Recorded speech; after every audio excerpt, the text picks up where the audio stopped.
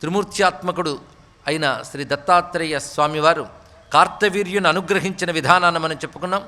కార్తవీర్యుడు చక్కని పాలన అందించడానికై తనకున్నటువంటి శారీరకమైన అవకరం అడ్డుగా భావించిన వాడే తపస్సు చేత దాన్ని తొలగించుకోవాలనుకున్నాడు.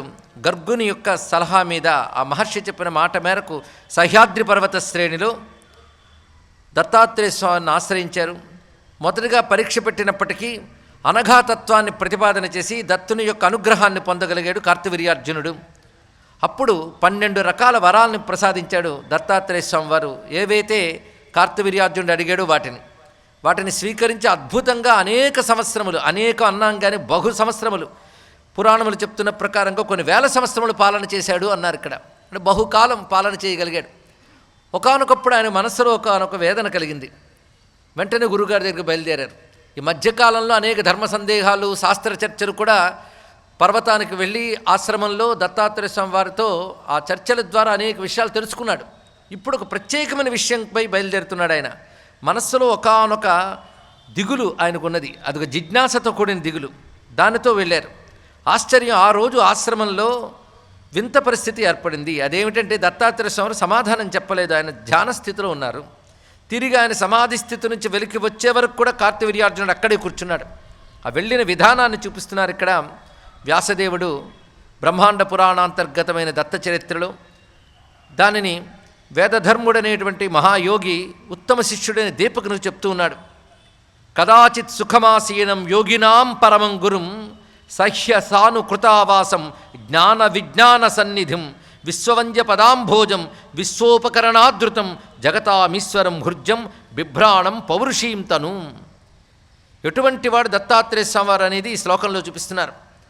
ఆయన సుఖాసీనంగా ఉన్నాడంటే ధ్యానానికి కావలసిన ఆసనంలో ఉంటూ, ఎటువంటి వాడంటే యోగినాం పరమం గురుం, యోగులకు పరమగురువు అయినటువంటి వాడు. అంటే ఆయన మించిన మరో గురువు లేరు యోగులకు. అటువంటి వాడు సహ్య సానుకృతావాసం, సహ్యాద్రి పర్వతాలపై వాసం ఏర్పరచుకున్నవాడు. జ్ఞాన విజ్ఞాన సన్నిధి అంటే జ్ఞానాన్ని బోధించడం ఒకటి, జ్ఞానాన్ని అనుభవాల్లోకి ప్రసాదించడం ఒకటి, రెండూ చేయగలిగిన గొప్పవాడైనా. కొందరు జ్ఞానం బోధిస్తారు కానీ అనుభవం ప్రసాదించలేరు. రెండూ చేయగలిగేది సాక్షాత్ పరబ్రహ్మస్వరూపానికి సాధ్యమవుతుంది. అటువంటి వాడు సమస్త విశ్వము నమస్కరించేటువంటి పాదపద్మములు కలిగిన ఆయన విశ్వమును ఏర్పరిచినటువంటి వాడు. జగతామీశ్వరం, జగత్తుకి ఈశ్వరుడు. పౌరుషీంతను బిభ్రాణం, ఒకానొక మానవ దేహాన్ని ధరించి ఉన్నటువంటి వాడు. దిదృక్షు పరమీశానం, అటువంటి స్వామిని చూడాలని వచ్చినవాడు ఆ స్వామి దర్శనంతో పరవశించాడు. రాజా మాహిష్మతీపతి, కార్తవీర్యార్జునుడి రాజధాని నగరం మాహిష్మతీ నగరం. కృతవీర్యాత్మజుడైనటువంటి యోగి ఆయనకు నమస్కారం చేస్తున్నాడు. ఆ సహస్ర బాహువు కలిగినటువంటి ఆయన ధనుర్ధారి అయినటువంటి వాడు ఆ స్వామి వద్దకు వచ్చి ధనుస్సును ఆవలపెట్టి సాష్టాంగ ప్రణామాలు చేసి నమస్కరిస్తున్నాడు. ఆ సమయంలో దత్తుని ఆశ్రమం ఎలా ఉందో అనేక శ్లోకములు వర్ణిస్తారు ఇక్కడ. అంటే మన మనస్సు ఆశ్రమంలో ప్రవేశించాలని, లేదా మన మనస్సులోకి ఆశ్రమ స్ఫురణ కలగాలని వ్యాసుని యొక్క ఉద్దేశం. రమ్యమైనటువంటి దివ్య వృక్షములతో తేజరిల్లుతూ ఉన్నది. చక్కని సరస్సులు మొదలైనవి ఉన్నాయి. ఇక్కడ వివిధములైన ఆశ్రమాలు ఉన్నాయి. అందులో మహర్షులు, యోగులు ఇత్యాదులందరూ కూడా ఉన్నారు. అంటే ఒక మహర్షి ఆశ్రమం అంటే ఏదో ఆయన ఒక్కడు కుటీరం ఏర్పరచుకోవడం కాదు. దాని ఆలంబనంగా చేసుకుంటూ ఎందరో విద్యలు, విద్యావేత్తలు, యోగులు అందరూ ఉంటారండి. వారందరూ అక్కడ వివిధములైనటువంటి సాధనలు చేస్తున్నారు. అలాంటి భవ్యమైనటువంటి ఆశ్రమంలో ఒక కుటీరం యొక్క ద్వారం వద్ద, అది కూడా గుహారూపమైనటువంటి సాధనా కుటీరం, దాని యొక్క ద్వారం వద్ద ఆయన కూర్చునున్నారు. అది పద్మముద్రా పదాంభోజం, దివ్యములైనటువంటి చిహ్నములు కలిగిన పాదపద్మములతో నిమీలితాక్షం ధ్యాయంతం, ఒక ధ్యానముద్రలో ఉన్నాడు మహానుభావుడు. యోగిధ్యేయాంఘ్రి పంకజం, ఎవరయ్యా ఆయన అంటే యోగులందరూ ఎవరిని ధ్యానం చేస్తారో ఆయన ధ్యానముద్రలు ఉన్నట్ట. విలోక్య పరితుష్టాత్మ, అటువంటి స్వామికి నమస్కారం చేసి పరవశించి కొంతసేపు మౌనంతో ఉండి ఆ తర్వాత గానం చేశాడు ఆయన ఉద్దేశించి. ఆ గానం 1000 చేతులు వాడే వివిధ వాద్యాలతో గానం చేశాడు దత్తాత్రేయ స్వామి వారిని. అంటే కళలతో భగవంతుడిని ఆరాధించడమైన ప్రక్రియ ఉంది కదా, అందుకే సంగీత వాద్యాలతో ఆయన తృప్తిపరిచాడు. సహస్రబాహుర్వాద్యాన్ని గృహీత్వా స్వకరై పృథక్ గాయన్, వివిధములుగా అనేక వాద్యాలను వేరువేరుగా మ్రోగిస్తూ గానం చేశాడు. తర్వాత నాట్య విద్యను కూడా ఆయన ముందు ప్రదర్శించి నాట్యంతో ఉపచారం చేశాడు. గీతం శ్రావయామి నృత్యం దర్శయామి అన్నట్లుగా ఈ విధంగా సేవించి ఉదయం వెళ్ళినవాడు అపరాహ్నం వరకు సేవించడమే కాకుండా అపరాహ్నం చేయవలసిన సంధ్యాధికాలు చేసి మళ్ళీ ఆయన సేవలోనే ఉన్నాడు. ఆహారం స్వీకరించలేదు. రాత్రి అయింది. ఆ రాత్రి కూడా ఆయన కళ్ళు తెరవలేదు. ఈయన ఆయన ముందే నిలబడి ఉన్నాడు. ఒక అత్యద్భుతమైన స్తోత్రం ఆ చివరిలో చేస్తున్నాడు. ఈ స్తోత్రం చాలా దివ్యమైనటువంటి స్తోత్రం. ఈ స్తోత్ర వ్యాఖ్యానము అనేక ఉపనిషత్తుల సారము. అయితే అందులో కేవలం 1-2 శ్లోకాలు మనం చెప్పుకోవడమే జరుగుతుంది. అత్యంత మహిమాన్వితమైన స్తోత్రం ఇది. దీని గురించి తర్వాత దత్తాత్రేయ స్వామి వారే ఈ స్తోత్రం గురించి చెప్తారు. అంత మహిమాన్వితమైన స్తోత్రం. యస్మిన్నిదం జగదశేషమసత్వరూపం స్వప్నాభమస్తధిషణం పురు దుఃఖ దుఃఖం త్వయ్యేవ నిత్య సుఖబోధతనావనం తే మాయాత ఉజ్జదపి యత్ సదివావభాతి. ఇది ప్రారంభించారు. జగత్తు ఎంత ఎవరి యందు భాషిస్తోందో అటువంటి పరమాత్మకు నమస్కారము అన్నారు. జగత్తు భాషిస్తోంది భగవంతుని యందు. ఇంత జగత్తు మనకు కనబడుతోందంటే ఆధార వస్తువు ఎవరు? భగవానుడు. అందుకే పరబ్రహ్మతత్వాన్ని అధిష్టానము అంటారు. అధిష్టానం అంటే ఆధారమని, అధిష్టాన తత్వం అది. ఆ బ్రహ్మమునందే ఇది గోచరిస్తున్నది. బ్రహ్మమునందు ఎలా గోచరిస్తుందంటే ఆ అద్దంలోని సినిమాలా కాదు. ఇక్కడ దీని వేదాంత భాషలో చెప్పాలంటే సుక్తిరజిత భ్రాంతి, సర్పరజ్జు భ్రాంతి ఇత్యాదులన్నీ చెప్తుంటారు ఇక్కడ. అంటే ముత్యపు చిప్పను చూసి వెండి అనుకున్నట్లుగా, తాడును చూసి పాము అనుకున్నట్లుగా పరమాత్మ యందు జగత్తు భాషిస్తుంది అన్నారు ఇక్కడ. ప్రారంభమే అలా మొదలుపెట్టాడు. జగత్ అసత్వ రూపం, లేనిదైన జగత్తు ఉన్నది అన్నట్లు కనబడుతోంది. ఎవరి యందు? పరమాత్మ యందు. అయితే జగత్తు కనిపిస్తున్నంతసేపు పరమాత్మ తెలియబడట్లేదు. అవునా లేదా? మన జగద్దృష్టి ఉంది కనుకనే పరమాత్మ గురించి ఉపన్యాసాలు చెప్పాల్సి వస్తుంది. జగత్తు గురించి ఉపన్యాసం అక్కర్లేదు, కనిపిస్తూనే ఉంది. జగత్తు కనిపిస్తున్నంతసేపు పరమాత్మ తెలియబడ్డ సరికదా, జగత్తే సత్యం అనిపిస్తుంది మనకి. అయితే పరమాత్మ ఉనికి తెలిసాక ఇంకా జగత్తు యొక్క అసలు స్వరూపం తెలిసిపోతుంది అయ్యా అన్నాడు. అందుకే బ్రహ్మము గురించి ఎందుకు తెలియాలి అంటే ఆయన గురించి తెలిసి ఇంక జగత్తు లేదు, అప్పుడు బ్రహ్మమే ఉంటాడు ఇక్కడ. అది మొదటి శ్లోకంలోనే దాన్ని మొదలుపెట్టాడు ఇక్కడ. ఎలాగో అంటే స్వప్నం మనకు కనబడుతోంది. స్వప్నం ఉందా లేదా అంటే ఏం చెప్తావు? స్వప్నం ఎక్కడుంది? అది ప్రశ్న. జగత్తు గురించి పక్కన పెడదాం. స్వప్నం ఎక్కడ చూస్తున్నావు నువ్వు? స్వప్నంలో భవనాలు, అరణ్యాలు, రకరకాల వ్యక్తులు, సంఘటనలు ఎన్నో చూస్తున్నావు.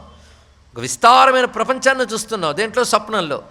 అయితే భూమిని ఆధారం చేసుకున్న రకరకాల వస్తువులను చూస్తున్నావే, ఇన్ని వస్తువులు స్వప్నంలో దేన్ని ఆధారం చేసుకుని ఉన్నాయో పరిశీలించన్నాడు. నీలో ఉన్న ఆత్మ అనే చైతన్యాన్ని ఆధారం చేసుకున్నాయి. స్వప్నం కనబడుతున్నంతసేపు నీ ఆత్మ చైతన్యం కూడా నీకు తెలియబడట్లేదు. మెలకు వచ్చిన తర్వాత స్వప్నం అంటున్నావు, కానీ అప్పుడు స్వప్నం సత్యం అనుకున్నావు కదా. ఏమీ లేనప్పటికీ ఆత్మ చైతన్యాన్ని ఆధారం చేసుకుని స్వప్నం ఎలా కనబడుతున్నదో, ఏమీ లేనప్పటికీ బ్రహ్మ చైతన్యాన్ని ఆధారం చేసుకుని జగత్తు కూడా అలాగే కనబడుతుంది అన్నారు ఇక్కడ. ఈ మాటే భగవత్పాదులు గారు కూడా విశ్వందర్పణ దృశ్యమా నగరీతుల్యం అని ప్రారంభించి యథా నిద్రయా అనే మాటలు అక్కడ చూపించారు. ఇక్కడ ఆ విషయాన్ని ఇక్కడ మనం స్మరించుకోవాలి. కనుక ఇది అద్వైత సిద్ధాంతం పూర్తిగా చెప్పబడుతుంది. అద్వైత సిద్ధాంతంలో బ్రహ్మసత్యం జగన్మిథ్య. ఏమిటయ్యా కనబడుతున్న జగత్తంతా మిథ్యలా అంటావు అంటే నీకు బ్రహ్మసత్యం అని తెలియనంత వరకు సత్యంగానే కనబడుతుంది. ఇక్కడ బ్రహ్మసత్యం అని తెలిసాక అప్పుడు నీ జగన్మిథ్యాతత్వం అర్థమవుతుంది. అది విచారణ రూపంగా ముందు తెలుసుకోవాలి. ఎందుకంటే ఇది తాడు అని తెలిసాక పాము అనే భ్రాంతి ఎలా పోయిందో, ఇది బ్రహ్మము అని తెలిసిన తర్వాత జగద్భ్రాంతి అలాగే పోతున్నది. అప్పుడు తాడు పాముకు అధిష్టానం. అధిష్టాన చైతన్యం ఏది? తాడు. ఆరోపం అంటే జగత్. కానీ ఆరోప దృష్టి, అధిష్టాన దృష్టి అని రెండు ఉంటాయండి. జగత్తు సత్యం అనుకోవడం అనేది ఆరోప దృష్టి, బ్రహ్మము సత్యమని తెలియడం అధిష్టాన దృష్టి. అందుకే అధిష్టాన చైతన్యము బ్రహ్మం అంటే అర్థం. కానీ బ్రహ్మమును అధిష్టానం చేసి జగత్తు భాషిస్తూ ఉన్నది. అందుకే అద్వైత వేదాంత ప్రకారంగా జగత్తు అనేటువంటిది ఆభాసయే. అందుకే దీని వివర్తవాదము అని అద్వైతంలో చెప్తారు. ఇప్పుడు నేను పెద్ద సిద్ధాంత ప్రతిపాదన చేయట్లేదు, కానీ బ్రహ్మము తప్ప మరొకటి లేదు, అదొక్కటి సిద్ధాంతం. మరి జగత్తు ఒకటి ఉంది అంటే బ్రహ్మమునికి వేరుగా ఉందా? ఇదొక్కటి ప్రశ్నించు. బ్రహ్మమునికి వేరుగా ఉంటే బ్రహ్మం పరిపూర్ణం ఎలా అవుతుంది? అంతటా ఉన్నదే బ్రహ్మం కావాలి, అదొక్కటే ఉండాలి, రెండవది ఉండకూడదు. మరి జగత్తుగా కనబడ్డం అనేటువంటిది జగత్తంతా బ్రహ్మమునకు వేరుగా లేదు. ఎన్ని నగలు చెప్పినా అవన్నీ బంగారపు వికారములే ఎలా ఉన్నాయో జగత్తంతా బ్రహ్మస్వరూపమే. ఆ బ్రహ్మ దృష్టి కలగాలి అనేటువంటి విషయం. అటువంటి పరమాత్మయందు ఈ జగత్తంతా కూడా పుట్టి పెరిగి లయమవుతున్నట్టు భాషిస్తోంది.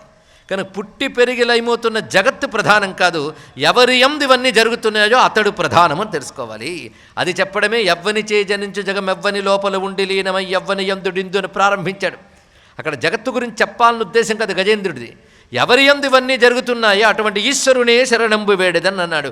ఈశ్వరుని శరణు వేడుతున్నాను, అటువంటి ఈశ్వరుడు అయినటువంటి దత్తాత్రేయ నీకు నమస్కారము అని ప్రారంభమే అంత ఉదాత్తంగా చేశాడు.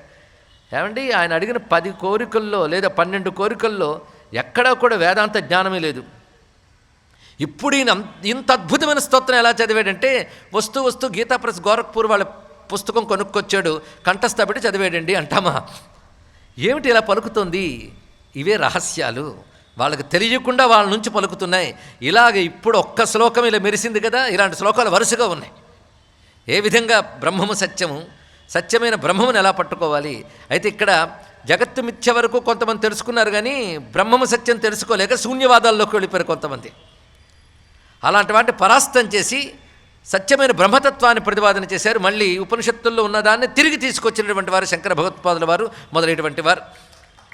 శంకర భగవత్పాదుల వారు పూర్వమే ఉన్నటువంటి గ్రంథం ఇది. అంటే వ్యాస హృదయం మనకి దీన్ని బట్టి తెలుస్తున్నది. ఇక్కడ తంత్వామహం శరణదం సచివం బిలేస్మిన్ విజ్ఞానదం స్వజన దుఃఖహరం త్రియధీశం గోవిందమచ్యుతమజం శివదం ముముక్షు సర్వాత్మనా అఖిల గురుం ప్రణత పరేశం.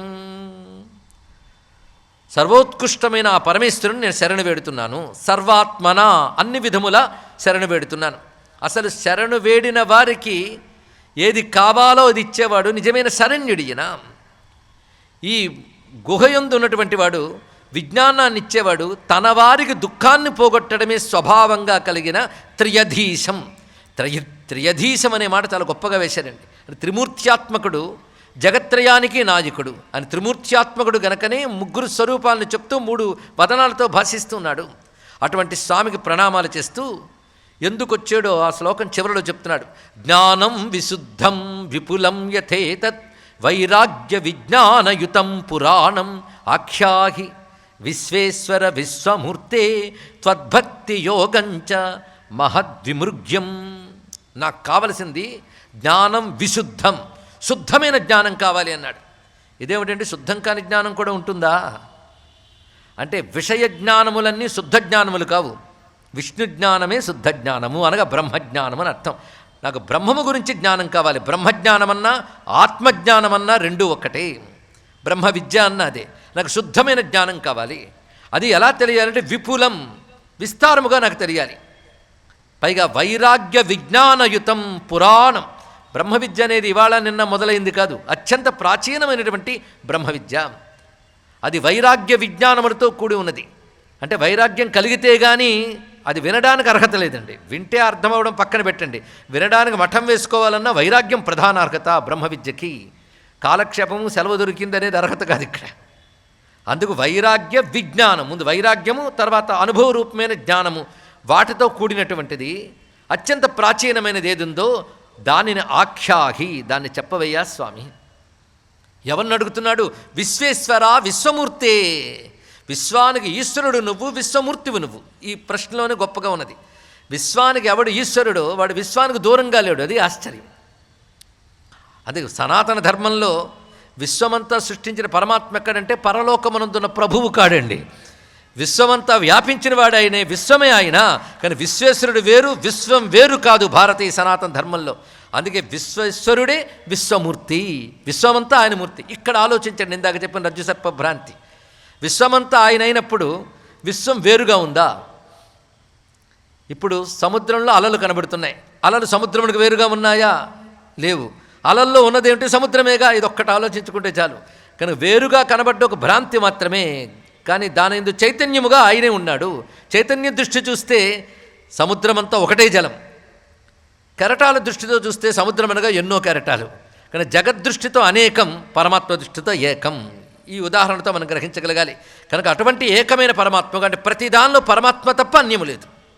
అన్యం అనేది కేవలం భ్రాంతి. ఆ భ్రాంతి చెప్పడం కోసమే రజ్జుసర్ప భ్రాంతి అనేది. మొత్తం పరమాత్మయే. ఆ జ్ఞానం పుస్తకాలు విని చెప్తే వచ్చేది కాదు, భగవద్ అనుభవం, అనుగ్రహం కావాలి. అందుకే స్వామి అటువంటి జ్ఞానాన్ని నాకు ప్రసాదించు. త్వద్భక్తి యోగంచ, గొప్ప మాట అన్నాడు. నీ భక్తి యోగం నాకు కావాలన్నాడు. అయ్యా, జ్ఞానం వచ్చినంత మాత్రం చాలు కదా, మళ్ళీ భక్తి ఎందుకు అని అడిగాడు. భక్తి 2 విషయములు. సాధన దశలో భక్తి గౌణ భక్తి, సిద్ధ దశలో భక్తి ముఖ్య భక్తి అనిపించుకుంటుంది. ఆ ముఖ్య భక్తికే పరాభక్తి అని పేరు. శుద్ధమైన బ్రహ్మజ్ఞానమేదో పరాభక్తి కూడా అదే. జ్ఞానభక్తుడు అని చెప్తుంటారు కదా, బ్రహ్మము తప్ప అన్యము లేదనేటువంటి తాదాత్మ్య స్థితితో కూడిన భక్తి కూడా ఉత్కృష్టమైన జ్ఞానం మనకేమి తీసిపోదు.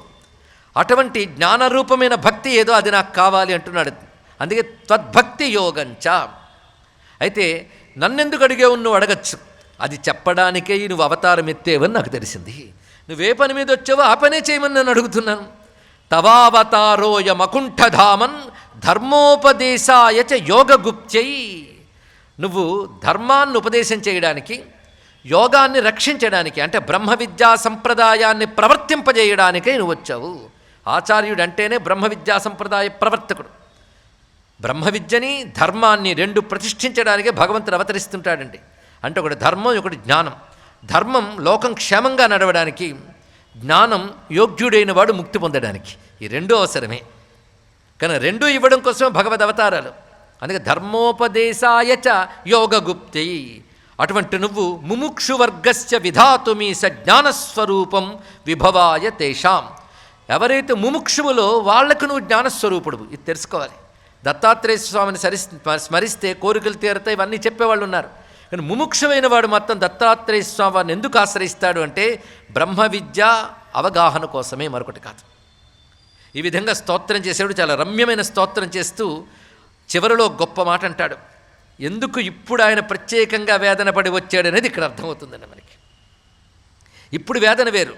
అయ్యా 12 రకాల కోరికలు కోరాడు, ఇంకా వేదనయ్యా అంటే ఆ కోరికలతో హాయిగా ఇంతకాలం రాజ్యపాలన చేస్తున్నప్పటికీ వేదన కలగలేదు. ఈ మధ్య ఎందుకు కలుగుతోంది ఆయనకి.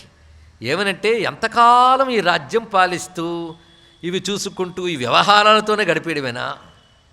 మృత్యువు ఎప్పుడో వస్తుంది, కానీ ఎప్పుడో అప్పుడు వస్తుంది కదా, అది తప్పదు కదా. అప్పుడు ఈ రాజ్యాన్ని అన్నిటి విడిచి వెళ్ళవలసిందే కదా. అప్పుడు నేను ఎక్కడికి వెళ్తాను, నేను ఎవడిని, నా తత్వం ఏమిటి, అది తెలియాలి, ప్రశ్న రావాలి. ఈ కథల ద్వారా మన అలర్కుడి కథ కానీ, ఇప్పుడు ఈ కథ కానీ, అటు ప్రహ్లాదుని కథ కానీ చెప్తున్నది ఏంటంటే భోగాలు అనుభవించాలి, అయ్యో ధర్మంగా ఉండాలి, రెండూ అనుకోవడం మహా కష్టం. కొంతమంది భోగాలు అనుభవించాలని బ్రతుకుతారు 99% మంది. కానీ ధర్మంగా ఉండాలి అనుకుంటూ బ్రతికేవాళ్ళు చెప్పాంగా మిగిలిన శాతం వాళ్ళు. కనుక ధర్మబద్ధంగా భోగములు అనుభవించుట, ధర్మబద్ధంగా ప్రజాపాలన చేయటం అన్నీ చేశాడు. ఇంతకాలం గడిచిపోయింది. ఇప్పుడు మరణం ఎలాగూ తప్పదు. మరణించిన తర్వాత ఈ వాసనల వల్ల మళ్ళీ జన్మలు తప్పవు. కనుక మరి జన్మ పరంపరల్లోకి వెళ్లకుండా ముక్తి పొందాలి అంటే ఒకటే మార్గం ఏమిటి అంటే జ్ఞానమే, మరొకటి మార్గం లేదు. జ్ఞానం అనగా బ్రహ్మానుభవము, ఇదే నిర్వచనం. బ్రహ్మము అనుభవములకు వచ్చుట. ఒక్క మాటలో పరమాత్మ తాదాత్మ్యము మోక్షము, ప్రపంచ తాదాత్మ్యము బంధము. బంధమోక్షాలకు ఇది డెఫినేషన్ తెలుసుకోండి. ప్రపంచంతో తాదాత్మ్యం చెందుతున్నంతకాలం మనం బంధంలో ఉన్నాం. పరమాత్మతో తాదాత్మ్యం చెందితే మోక్షం. ఇప్పుడు ఎవరు దేనితో తాదాత్మ్యం చెందారో వారికే తెలియాలి. కానీ మన స్థితి బంధమా మోక్షమా? కానీ మోక్షం అనగా నువ్వు మరణించినప్పుడు నీ తలుపు తట్టి విమానం పెట్టి నిలబెడదరు, నువ్వు దానిలో కూర్చొనిదవు, పరలోకమునకు ప్రయాణం చేసేదవు కాదు. తెలుసుకోండి. ఇక్కడ ఏదైనప్పటికీ ఇహైవ ఎక్కడే, నువ్వు బ్రహ్మం ఎక్కడో ఉన్నప్పుడు ఏ లోకానికి వెళ్తావు? ఏ లోకంలో బ్రహ్మం ఉన్నాడు? సర్వలోకంలో బ్రహ్మం అయినప్పుడు ఏ లోకానికి వెళ్తావు? ఆఖరికి నీలో బ్రహ్మం ఉన్నాడని చిన్నప్పటి నుంచి విన్నామే. నాలో ఉన్న బ్రహ్మం ఎవడు? నాలో ఉన్న బ్రహ్మం ఎలా ఉన్నాడు? రోజుకు వేషం వేస్తూ కూర్చున్నాడా? ఆయన రూపం ఏమిటి? ఆయనకు రూపం ఉందా? పేరేమిటి? మీరే బ్రహ్మం అన్నారు కదంటే ఏదో చెప్పాలి కానీ చెప్పాం, కానీ బ్రహ్మం అని పేరా? ఎవడా ఆయన? ఎలా ఉన్నాడు తెలియాలి కదా. అది తెలుసుకోవడమే జ్ఞానం, మరొకటి కాదు. ఎలా ఉన్నాడు నాలో? చిన్నప్పటి నుంచి మనం అంటాం నాలో దేవుడున్నాడండి, అందరిలో దేవుడున్నాడండి అని అందరూ అన్నారు. కానీ ఎప్పుడు దేవుడున్నాడు అనిపించిందా అంటున్నావా? ఆలోచించండి. ఒక్కసారి అనిపించిందా? ఒకవేళ అనిపిస్తే నాలో దేవుడున్నాడు నిన్ను వాళ్ళు అంటున్నాం కదా, ఎలా ఉన్నాడని ప్రశ్న వచ్చిందా? రాలే. ఎందుకు రాలేదు? కావాలనుకోలేదు అంతే. కావాలనుకుంటే ప్రశ్న వస్తుంది. ప్రశ్న వస్తే ఆ గురువుని ఆశ్రయిస్తా నేర్చుకుంటాం. ఈ ప్రశ్న పుట్టడానికే ఎన్నో జన్మల పుణ్యం ఉండాలండి. ఇక్కడ అంటే ఒక జన్మది కాదు, అనేక జన్మల పుణ్యం ఉంటే కానీ ప్రశ్న రాదు, జిజ్ఞాస రాదు. ఆ జిజ్ఞాస వస్తే అప్పుడు గురువుని ఆశ్రయిస్తే ఒకవేళ ఈ జన్మలో తెలిస్తే సంతోషమే, లేదా కొనసాగిస్తూ తర్వాత జన్మలోకి వెళ్తాం. కానీ నాలో దేవుడున్నాడని ప్రతివాడు అంటారే, ఎలా ఉన్నాడు? ఎవరు ప్రశ్నించుకున్నారు? ఎంతమంది అన్వేషించారు? ఇప్పుడు అలాంటి జిజ్ఞాస మొదలైంది. ఇంతకాలం ఇంద్రియములతో చక్కగా దత్తాత్రేయ స్వామి దయ వల్ల నేను బాగున్నాను, ఆయన మహిమ వల్ల నాకు ఈ వరాలు వచ్చాయి, దానివల్ల రాజ్యం పాలన చేస్తున్నాను అనుకుంటే 1000 బాహువులు వస్తున్నాయి, నాకు ఎక్కడికంటే ఎక్కడ గమనం చేయగలుగుతున్నాను, రోజు దత్తాత్రేయ స్వామిని ధ్యానం చేస్తున్నాను, ఆయన ఆరాధన చేస్తున్నాను, సర్వదేవతల్ని యజ్ఞములు చేసి తృప్తిపరుస్తున్నాను, నాకు శాస్త్రము విధించిన సర్వకర్మలు చేస్తూ ఉన్నాను 1000 సంవత్సరాల నుంచి అని హాయిగా బ్రతికిశాడు. ఇప్పుడు అనుకుంటున్నాడైనా ఇవి నేరుగా పరమార్థాన్ని ఇవ్వదు, జ్ఞానమే పరమార్థాన్ని ఇస్తుంది. అది కావాలంటే మళ్ళీ గురుగారి దగ్గరికి వెళ్ళాడు. ఇక్కడ వెళ్ళి ఇదంతా ఆయన ముందు చెప్తున్నాడు. ఆయన మాత్రం కళ్ళు తెరవలేదండి. ఇది ఆయన ముందే ఆయన చేస్తున్నాడు స్తోత్రం అంతా. సోహం విశ్వసృజం విశ్వం అవిశ్వం విశ్వవేధసం విశ్వాత్మానమజం బ్రహ్మన్ ప్రణతోస్మి పరం పదం. ఎవడు విశ్వాన్ని సృజించాడో, ఎవడు విశ్వమై ఉన్నాడో, ఎవడు విశ్వవ్యాపకుడై ఉన్నాడో, ఎవడి వల్ల విశ్వముందో ఎవడికి విశ్వము లేదో. ఏం ప్రశ్న చూడండి. ఆయన వల్ల విశ్వం ఉంది కానీ ఆయనకు విశ్వమేం లేదు, అని విశ్వానికి అతీతుడు ఆయన. అటువంటి స్వామికి నమస్కారము.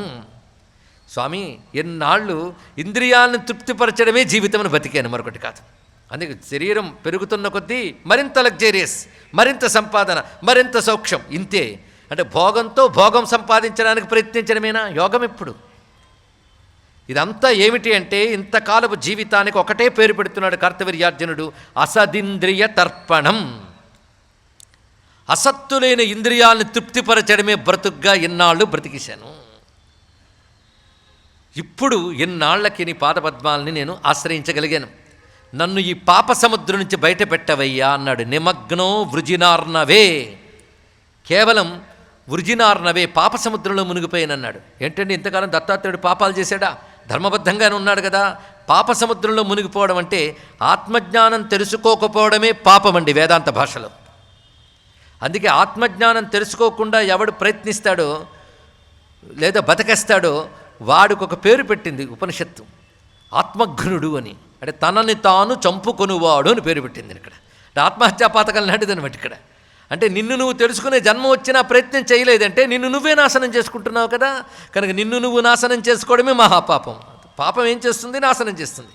ఆత్మజ్ఞానం లేకపోవడం వల్ల మళ్ళీ ఇలాంటి శరీరం వస్తుందో లేదో తెలియదు. అది రావడానికి ఎన్ని జన్మలు పడుతుందో, అంతవరకు ఎన్ని అనుభవించాలో. అందుకే ఈ వృజినార్ణవం అంటే పుడుతూ చస్తూ చస్తూ పుడుతున్న సంసారం పేరే పాప సముద్రం. పాప సముద్రం అంటే బాగుండదని సంసార సముద్రం అంటున్నాం, కానీ దీని మరో పేరండి అది. ఇక్కడ ఈ పాప సముద్రం నుంచి బయట పెట్టవయ్యా. ఇన్నాళ్ళు విషయాలు అనుభవించావు కదా, భూమిని అనుభవించావు కదా, ఇదే ఇలాగే బతికే అనకు. ఇంకా చాలయ్యా వీటితో, అది అనిపించాలండి. ఇంకా చాలు, ఇంకా చాలు అనిపించినప్పుడే అంతర్యామి అలసితి సొలసితి ఇంతటి నీ శరణిజొచ్చితి అనాలి. ఇక్కడ ఎప్పుడైనా అలసిపోయేమా? పిల్లలు అలసిపోయినంత వరకు బొమ్మలతో ఆడుకుంటూనే ఉంటారు, అమ్మా నాన్న గుర్తురారు. బొమ్మలతో ఆడి ఆడి అలసిపోయినా విసుగొచ్చినా అప్పుడు అమ్మా నాన్న గుర్తొస్తారు. అలాగే విషయాలతో ఆడుకుంటూ ఒక విసుగు అలసట అనిపిస్తే అప్పుడు భగవంతుడు గుర్తొస్తారండి. అప్పుడు ఆయన అనుగ్రహిస్తాడు. అది రావడం అంత తేలిక కాదు. అంతర్యామి అలసిస్తొలసి అందరూ అనగలరా? ఇంకా మనం అలసిపోలే, ఇంకా తింటూ తింటూ ఇలాగ బతికేద్దాం, మళ్ళీ పుట్టేనా మళ్ళీ ఆడుకుందాం అనుకుంటున్నాను. ఇక్కడ ఈ మహానుభావుడు అడుగుతున్నాడు, అలమేతావతా భూమన్ విషయాసక్త చేతసా. నాకు అసలు వృద్ధాప్యం లేదు, బలమైన యవ్వనం, నిత్య యవ్వనం నాకు ఇచ్చేసావు, ఎంత తింటున్నా కానీ చాలిది. ఇంద్రియాలతో ఎంత అనుభవించినా అది నిజమైన తృప్తి కాదు, అది పరమార్థం కాదు. ఆ ఎరుక కలిగింది కార్తవీర్యార్జునుడికి. అది గొప్పండి, మెచ్చుకోవలసింది అది. ఇంకా చాలు, వీటిలో సారం లేదు. తెలివంతా ఎక్కడుంటుందంటే నిస్సారాన్ని గుర్తించడంలో ఉంటుంది. ఇక్కడ ఇది నిస్సారం అని తెలియాలి. ఎంతమందికి అనిపిస్తుందండి నిస్సారమని? భగవంతుడు ఆయువు ఇవ్వాలి కానీ మరో 100 ఏళ్ళు బ్రతికైనా తినేద్దాం అనుభవిద్దామని అనుకుంటాం. ఇంకా చాలు ఇవి అనిపించాలి అంటే ఎంత ఉండాలి, ఎంత పరిజ్ఞానం ఉండాలి. అందుకే ఇంకా చాలయ్యా, నాకు ఏది శాశ్వతమైన పరమపదమో అది నాకు కావాలి అని అడిగాడు. అయితే మరిన్నాళ్ళు ధర్మంగా భోగం అనుభవించారు కదా, అదంతే వ్యర్థం అనుకుంటున్నాడు. అంటే అవి వ్యర్థం అనే విషయం ఇతనికి తెలియడం ఇన్నాళ్ళు ధర్మంగా ఉండడం వల్లనే. అది తెలుసుకోండి. ఇక్కడ ధర్మబద్ధంగా భోగాలు అనుభవించిన వాడికే వైరాగ్యం కలుగుతుంది. ఇది రహస్యమైన విజ్ఞానం. అందుకే మొన్న నా మధ్య కర్దమ ప్రజాపతితో దేవహూతి భాగవతంలో చెప్పిన మాటను ప్రస్తావన చేసుకున్నాం. అప్పుడు చెప్పింది ఇప్పుడు గుర్తుంటుందా? తలలు ఎలా ఊగుతాయో చూడ్డానికి నా భయం వేసి నేనే చెప్పేస్తున్నాను. గొప్ప మాట చెప్పింది. ఎవరి కర్మలు ధర్మబద్ధములు కావో వాడు బ్రతుకున్న వ్యర్థుడు, ఎవడి ధర్మము వైరాగ్యాన్ని కలిగించదో వాడు వ్యర్థుడు, ఎవడు వైరాగ్యం పరమాత్మపై భక్తిని కలిగించదో వాడు వ్యర్థుడు అన్నాడు ఇక్కడ. దీన్ని బట్టి ధర్మబద్ధమైన భోగానుభవం కొంతకాలానికి వైరాగ్యం కలిగిస్తుంది. కానీ భోగాలు వద్దనలేదు మన సంస్కృతి. భోగవాంఛ ఉన్నంతకాలం ధర్మబద్ధమైన భోగం అనుభవించు, కొంతకాలానికి వాటి విరక్తి కలిగిస్తుంది. ధర్మం ఇక్కడ ఉంది గనక ధర్మం లోపలికి వెళ్ళి చిత్తాన్ని శుద్ధి చేసి వైరాగ్యమైన గొప్ప విషయాన్ని ఇస్తుందట. ఆ వైరాగ్యం కలగగానే ఇంకా వీటిపై ఆసక్తి పోతుంది. ఆసక్తిపై పరమాత్మ వైపు ఆసక్తి కలగాలి. ఇక్కడ అది దేనివల్ల కలిగిందని మళ్ళీ ప్రశ్నిస్తున్నాం. ధర్మబద్ధమైన భోగసేవనం వల్ల. ఇన్నాళ్ళకి కలిగింది కర్తవీర్యార్జునుడికి.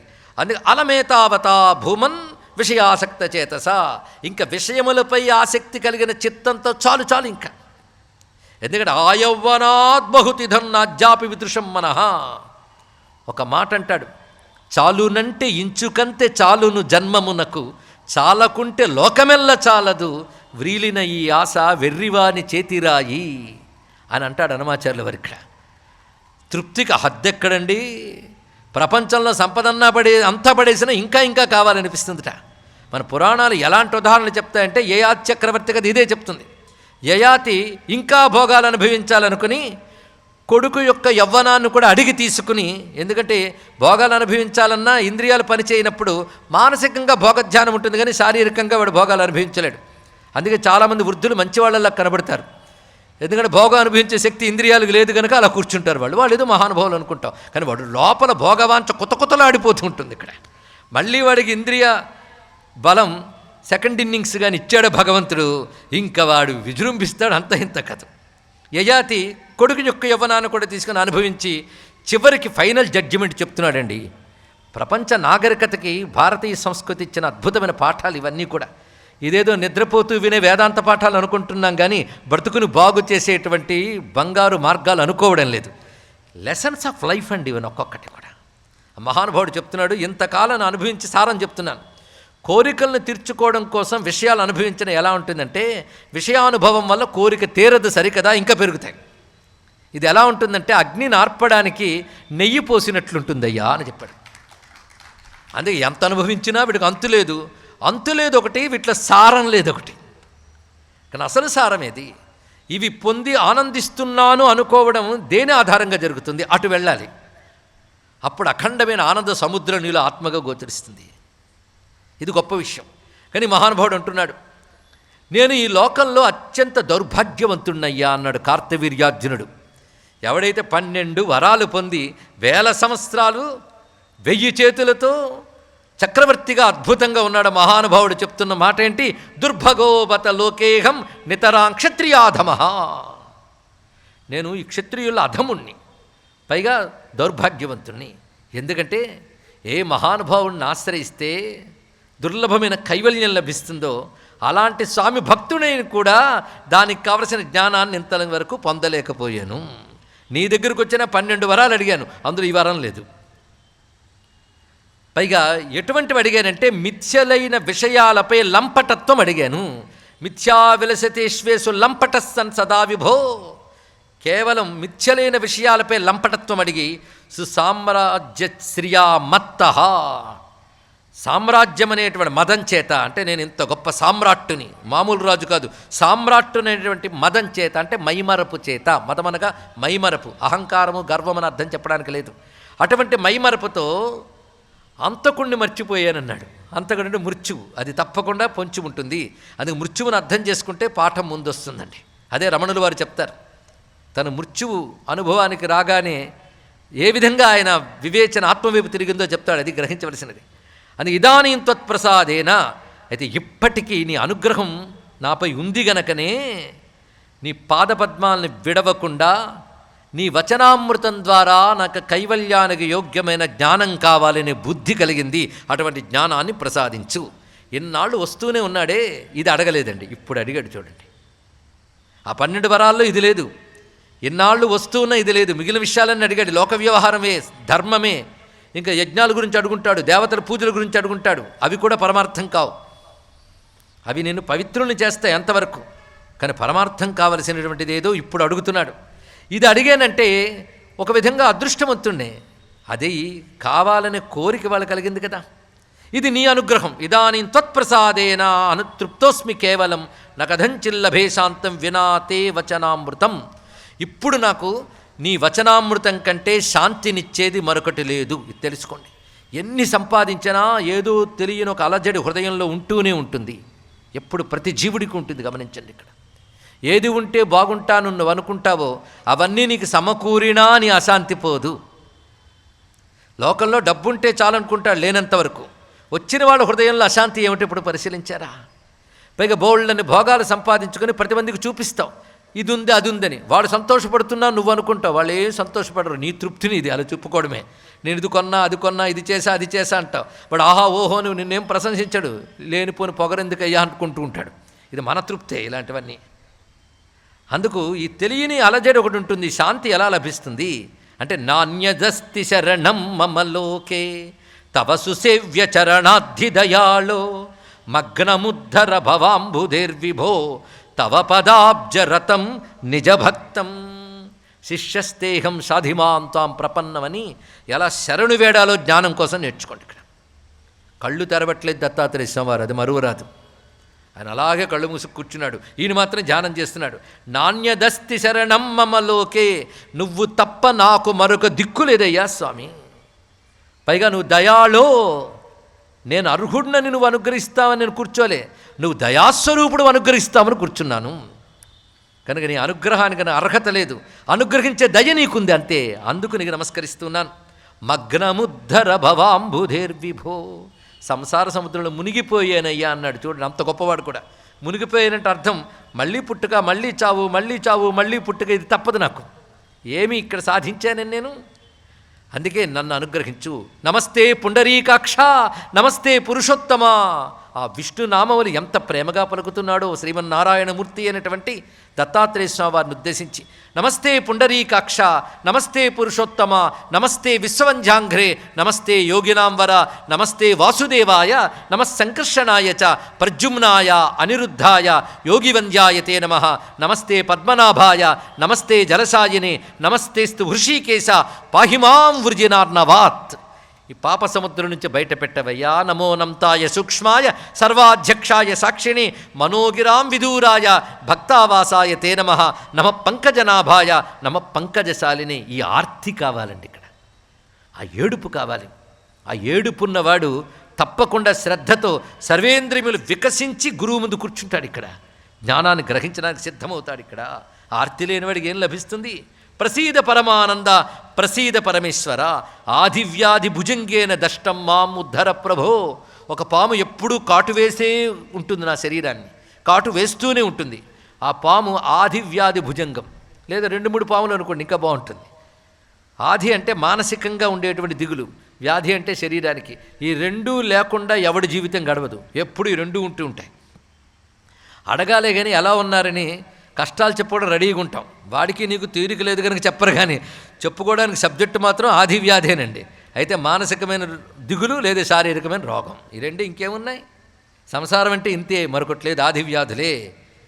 ఇది పోకుండా ఉండాలని కోరుకుంటాం, కాళ్ళు చేతులు తీసేయాల్సి వచ్చినా ఇంకా బతకాలనుకుంటాం, ఏమిటో తెలియదు. అది ఇక్కడ ఆదివ్యాధి భుజంగం చే దష్టమైంది దేహం. అది నేననే మమకారం అంత పట్టిలాగుతోంది, అది వదలట్లే బయటికి. కనుకనే ఆదివ్యాధులనే పాము విషం చేత నిరంతరం బాధపడుతున్న నన్ను నువ్వు ఉద్ధరించవయ్యా అని ప్రార్థిస్తూ నిలబడున్నాడు. ఆయన కళ్ళు తెరవలేదు అని కాసేపు ఆగేట్ట వేదధర్ముడు. మరి ఆయన మాత్రం విరామం తీసుకోవద్దా? కాదు, శిష్యుడు శ్రద్ధని పరిశీలిస్తున్నాడు.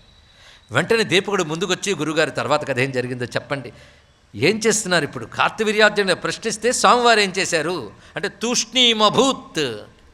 ఆయన మౌనంగానే ఉన్నాడు. ఇలా స్తోత్రం చేసి కనుల నీరు రాలుతూ ఉంటే ఆయన ముందు మఠం వేసి కూర్చుని ఈయన మౌనంగా కూర్చున్నాడు. రాత్రి గడిచిపోతుంది. ఆయన చూస్తూ అలాగ ఆర్తితో కూర్చున్నాడు ఆయన. ఇంకా రాత్రి పూర్తయిపోయింది. తెల్లవారుజాముకి ఇంకా కొద్ది సమయం ఉన్నది, ఇంకా కొంతసేపటికి తెల్లవారుతోంది అన్నప్పుడు స్వామివారు నెమ్మదిగా కళ్ళు తెరిచారు. ఇక్కడ స్వామి కళ్ళు తెరిచాడు కానీ వెంటనే ఈయన చూడట్లేదుట, అటో అటో చూస్తున్నారు. ఆ తెల్లవారుజాము నేను కళ్ళు తెరిచే లోపల ఒక దృశ్యం కనబడింది ఈయనకి. ఆకాశం నుంచి దేవతలు సిద్ధపురుషులు వచ్చి ప్రదక్షిణ చేసి దత్తాత్రేయ స్వామి వారికి నమస్కారం చేస్తున్నారు. ఆశ్చర్యకరమైన దృశ్యం. అటుపై ఆశ్రమం చుట్టుపట్ల గుహల్లోంచి కుటీరాల నుంచి అనేక మంది సిద్ధపురుషులు వివిధ సిద్ధభూముల నుంచి కూడా వస్తున్నారు. సిద్ధభూములు అనగా హిమాలయాల్లో గంగా యమునయోర్ మధ్య అని చెప్పినట్లుగా అక్కడ సిద్ధభూములు ఉన్నాయి. అరుణాచలాది మహాపర్వతముల సిద్ధభూములు, శ్రీశైలాది మహాక్షేత్రముల సిద్ధభూములు. అక్కడ మన కంటితో చూడలేనటువంటి సిద్ధపురుషులు అందరూ ఉంటారు. వారందరూ గుంపులు గుంపులుగా వచ్చి ప్రదక్షిణ చేసి నమస్కారం చేస్తున్నారు దత్తాత్రేయ స్వామి వారికి. అదంతా చూస్తున్నాడు కార్తవీర్యార్జున స్వామి. ఆయన కళ్ళు తెరవకముందే వాళ్ళ స్తోత్రాలు, జయదేవ మహాదేవ, జయ యోగ విదాంబర, జయ అధ్యాత్మ దృగవ్యక్త, జయాత్రికుల దీపిక అంటూ నమస్కారం చేస్తూ వారందరూ ప్రదక్షిణలు చేసి సాష్టాంగములు చేసి కొందరు వెళ్ళారు, కొందరు కూర్చున్నట్ట. ఇటువంటి పరిస్థితుల్లో స్వామి కళ్ళు తెరిచి చుట్టూ చూశాడు. అప్పుడు ఆయన దగ్గరున్న శిష్యుడు శాంతతపుడు అనేటువంటి వాడు స్వామి లేవడం చూసి వెంటనే కలశంతో జలం తీసుకుని స్వామివారిని అనుసరిస్తూ వెళుతున్నాడు.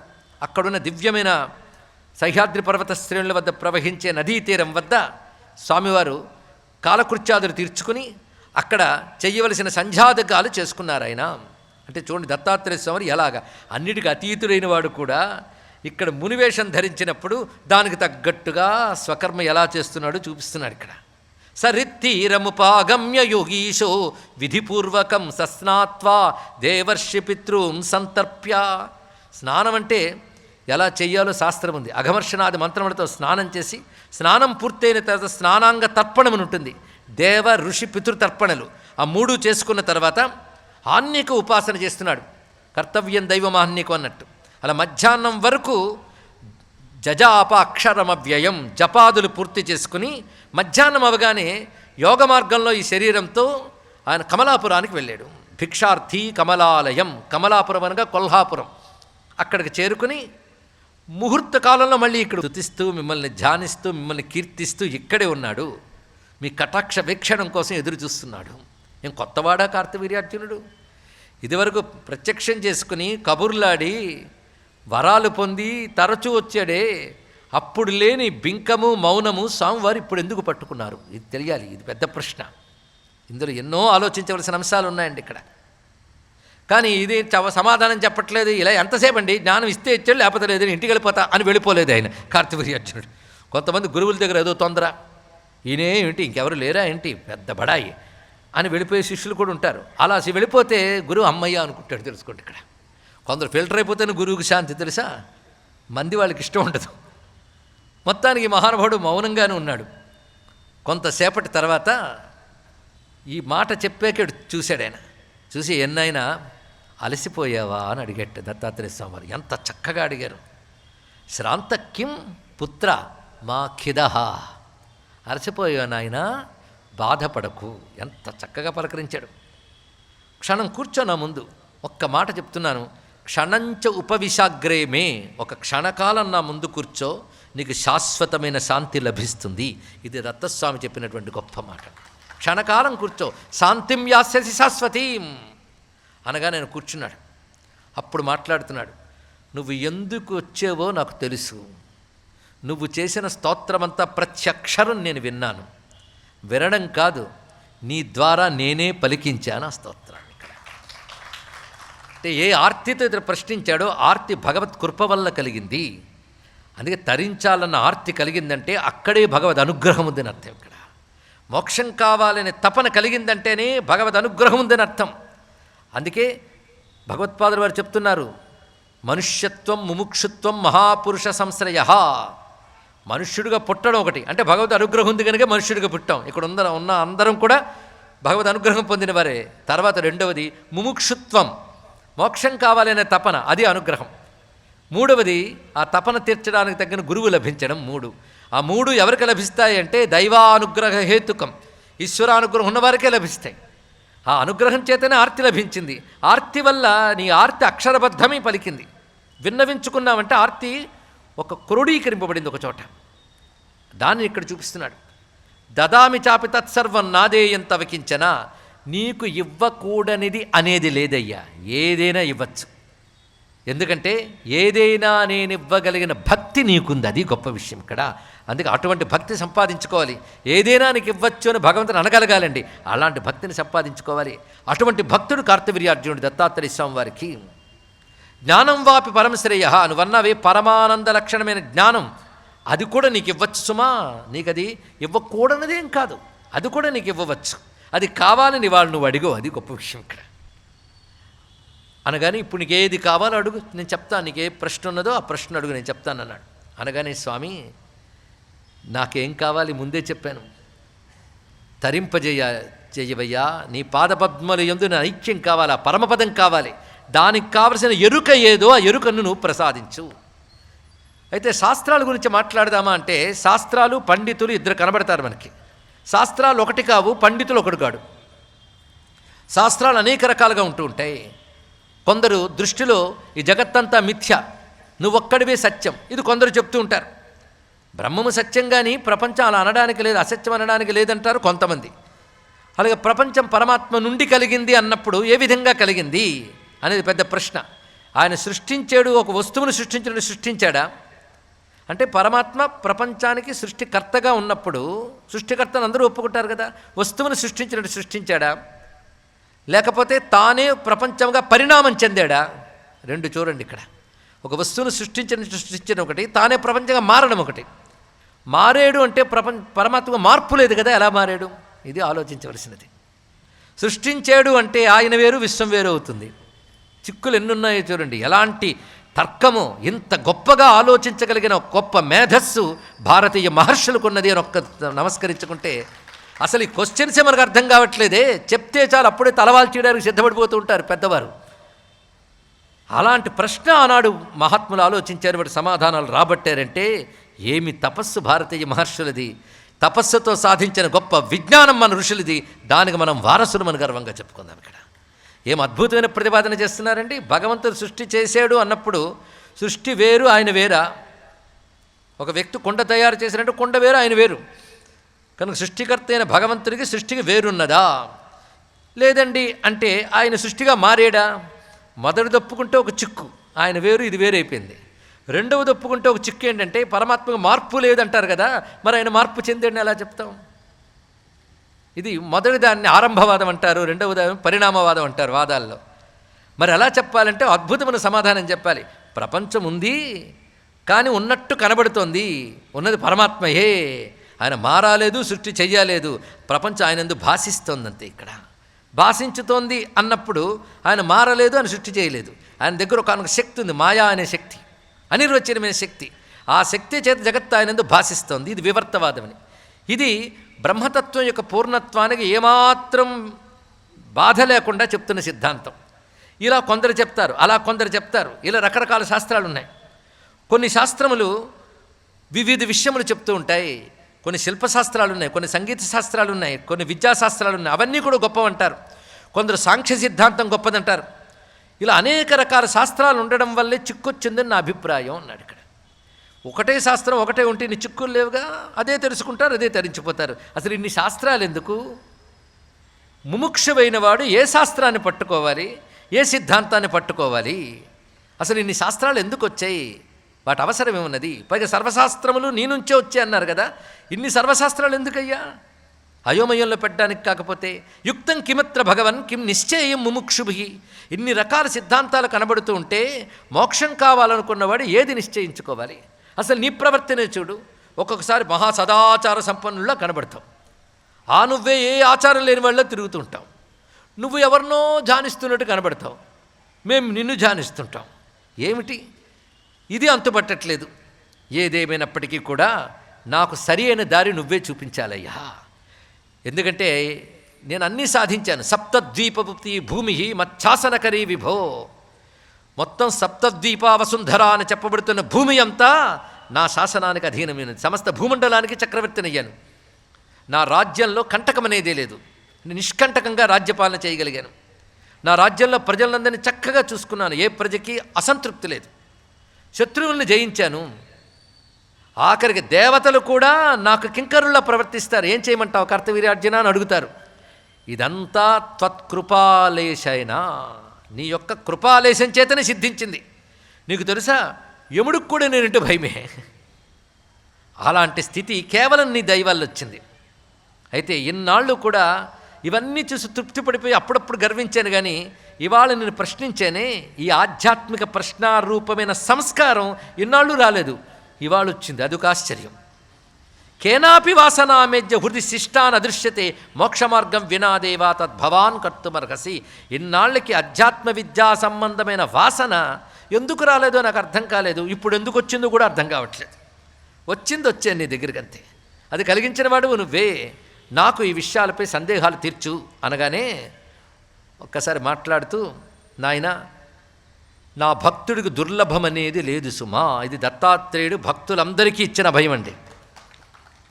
నువ్వు అడగడంలో నిష్కపటత్వం ఉండాలి, ప్రేమ ఉండాలి, ఇది తెలియాలి. నిజంగా భగవత్ ప్రేమ, భగవంతుడు కావాలనే తపన ఉంటే ఇంద్రియాలు వికసించి ఈ విజ్ఞానాన్ని వింటామండి మనక్కడ. అందుకే కిం దుర్లభతరంలోకే మద్భక్తస్య విశేషత, నా భక్తుడికి దుర్లభం లేదు.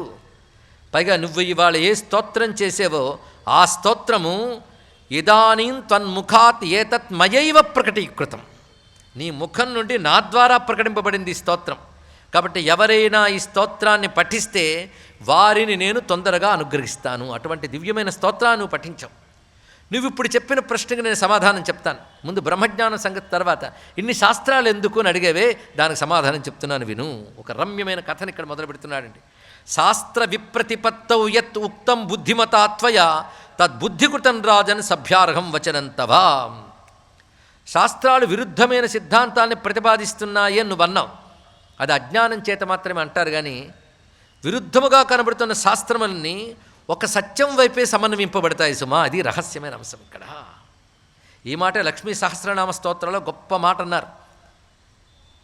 ఏమిటయ్యా అంటే, సమన్వయశ్చ శాస్త్రాణం అవిరోధస్త్వమేవహి. విరుద్ధముగా కనబడుతున్నటువంటి శాస్త్రములన్నిటికీ పరబ్రహ్మముతో సమన్వయం ఉంది. అది తెలియడం అంటే అమ్మవారి దయ ఉండాలి అన్నారు ఇక్కడ. ఆ సమన్వయం తెలియాలండి, ఆ సమన్వయ శక్తి అమ్మవారు. ఒక కథ చెప్తున్నాను విను అని మొదలుపెట్టాడు ఇక్కడ. ఇది ఒకప్పుడు ఇంద్రుడు గురువుగారిని చూడాలని వెళ్ళాడు. ఇంద్రుడు గురువుగారు ఎవరు? ఎంతమందేనా అండి? బృహస్పతి వద్దకు వెళ్ళాడు, దేవాచార్యుడి వద్దకు. అప్పుడు బృహస్పతి అనేక మంది శిష్యులకు పాఠం చెప్తున్నాడు. తరగతులు ఉంటాయి కదా, తరగతి గదులు, అలాంటి తరగతి గదులు ఉన్నాయండి. ఒక తరగతి గదిలో విశ్వకర్మ చేత రచింపబడ్డ నిర్మాణ విజ్ఞానం, శిల్పశాస్త్రం మీద పాఠాలు చెప్తున్నాడు. కన్స్ట్రక్షన్స్, ఆర్కిటెక్చరు, ఇంజనీరింగు, ఇవన్నీ. ఈ పేర్లు వింటే అప్పటికే మనకు అలాంటి శాస్త్రాలు ఉన్నాయని అర్థమవుతుంది. లేకపోతే ఇప్పటికి విజ్ఞాన శాస్త్రవేత్తలు అంతుపట్టని గొప్ప గొప్ప దివ్య మందిరాలు, ఎంతమంది దుర్మార్గులు కూలదోయాలని ప్రయత్నించినా ఇంకా దృఢంగా నిలబడినటువంటి మందిర శిల్పాలు ఎలా వచ్చాయో ఆలోచించండి ఇక్కడ. అంటే అలాంటి ఒక ఇంజనీరింగ్ స్కిల్ మనకు ఉండేది, ఆ శాస్త్రాలు ఉండేవి. అది పిల్లలు తెలుసుకోవాలి. కేవలం హిందూ ధర్మము, భారతదేశం అంటే మతాల దేశం అనుకుంటున్నామే కానీ విజ్ఞాన దేశం అని తెలియట్లేదు. ఈ దేశపు విజ్ఞానమే మన మతం అని తెలియట్లేదండి. ఇది బాధాకరమైన అంశం. ఎవడో మనకు విజ్ఞానం, ఎవడో మనకు మతం బోధించాడనేటువంటి భ్రాంతి ఎప్పుడు కుదులుతుందో. సరే, విషయంలో చెప్తున్నా, శిల్పశాస్త్రాన్ని చెప్తున్నట్ట. మరొక ఆ క్లాసులో పాఠం చెప్పి అక్కడ వాళ్ళని ఇది స్టడీ చేస్తూ ఉండండి అని మరొక క్లాస్కి వెళ్ళాడు. అక్కడ కామశాస్త్రం నేర్పుతున్నాడు. మరొక చోటు వేదాంత శాస్త్రం, గంధర్వ శాస్త్రం, ఇట్లాంటివన్నీ చెప్తున్నాడు. ఇది చూడ్డానికి వచ్చాడు కదా ఆయన, ఇంద్రుడు ఆశ్చర్యపోతున్నాడు. ఇదేంటి కామశాస్త్రం చెప్తాడు ఏంటి ఈయన? అక్కడికి వచ్చిన శిల్పశాస్త్రం చెప్తాడు, ఇక్కడ వైద్యశాస్త్రం చెప్తాడు, అక్కడ మంత్రశాస్త్రం చెప్తాడు. ఇవి అవసరమా? సరే, గురువుగారిని అడుగుదాం అనుకున్నాడు ఇక్కడ. సంతోషం లేండి, అంతేగాని గురువుగారని అనవసరం పనులు చేస్తున్నాం అనుకుని వెళ్ళిపోలేదు. గురువు దగ్గర కొంచెం మనకు తోచిందే శాస్త్రం అనుకోకుండా కూర్చోవాలి, అడగాలి, ఎందుకు ఇలా చేస్తున్నాడని అడగాలి. గురువు అంతు పట్టాడంత తేలిగ్గా. అప్పుడు బృహస్పతి ఏకాంతంలో తన గదిలో తాను కూర్చున్నప్పుడు వెళ్ళాడు. సాష్టాంగ నమస్కారం చేశాడు. స్వామి, ఏమనుకోరా? ఏనాయనా, శిష్యుడి సందేహం తీర్చాల్సిన బాధ్యత నాకుంది, అడుగు అన్నాడు బృహస్పతి. అప్పుడు ఇంద్రుడు అడుగుతున్నాడు. పుట్టుక నుంచే ప్రతి వ్యక్తికి విషయలంపటత్వం ఉంటుంది, అంతే కదా? విషయాల మీద ఆసక్తి అందరికీ ఉంటుంది.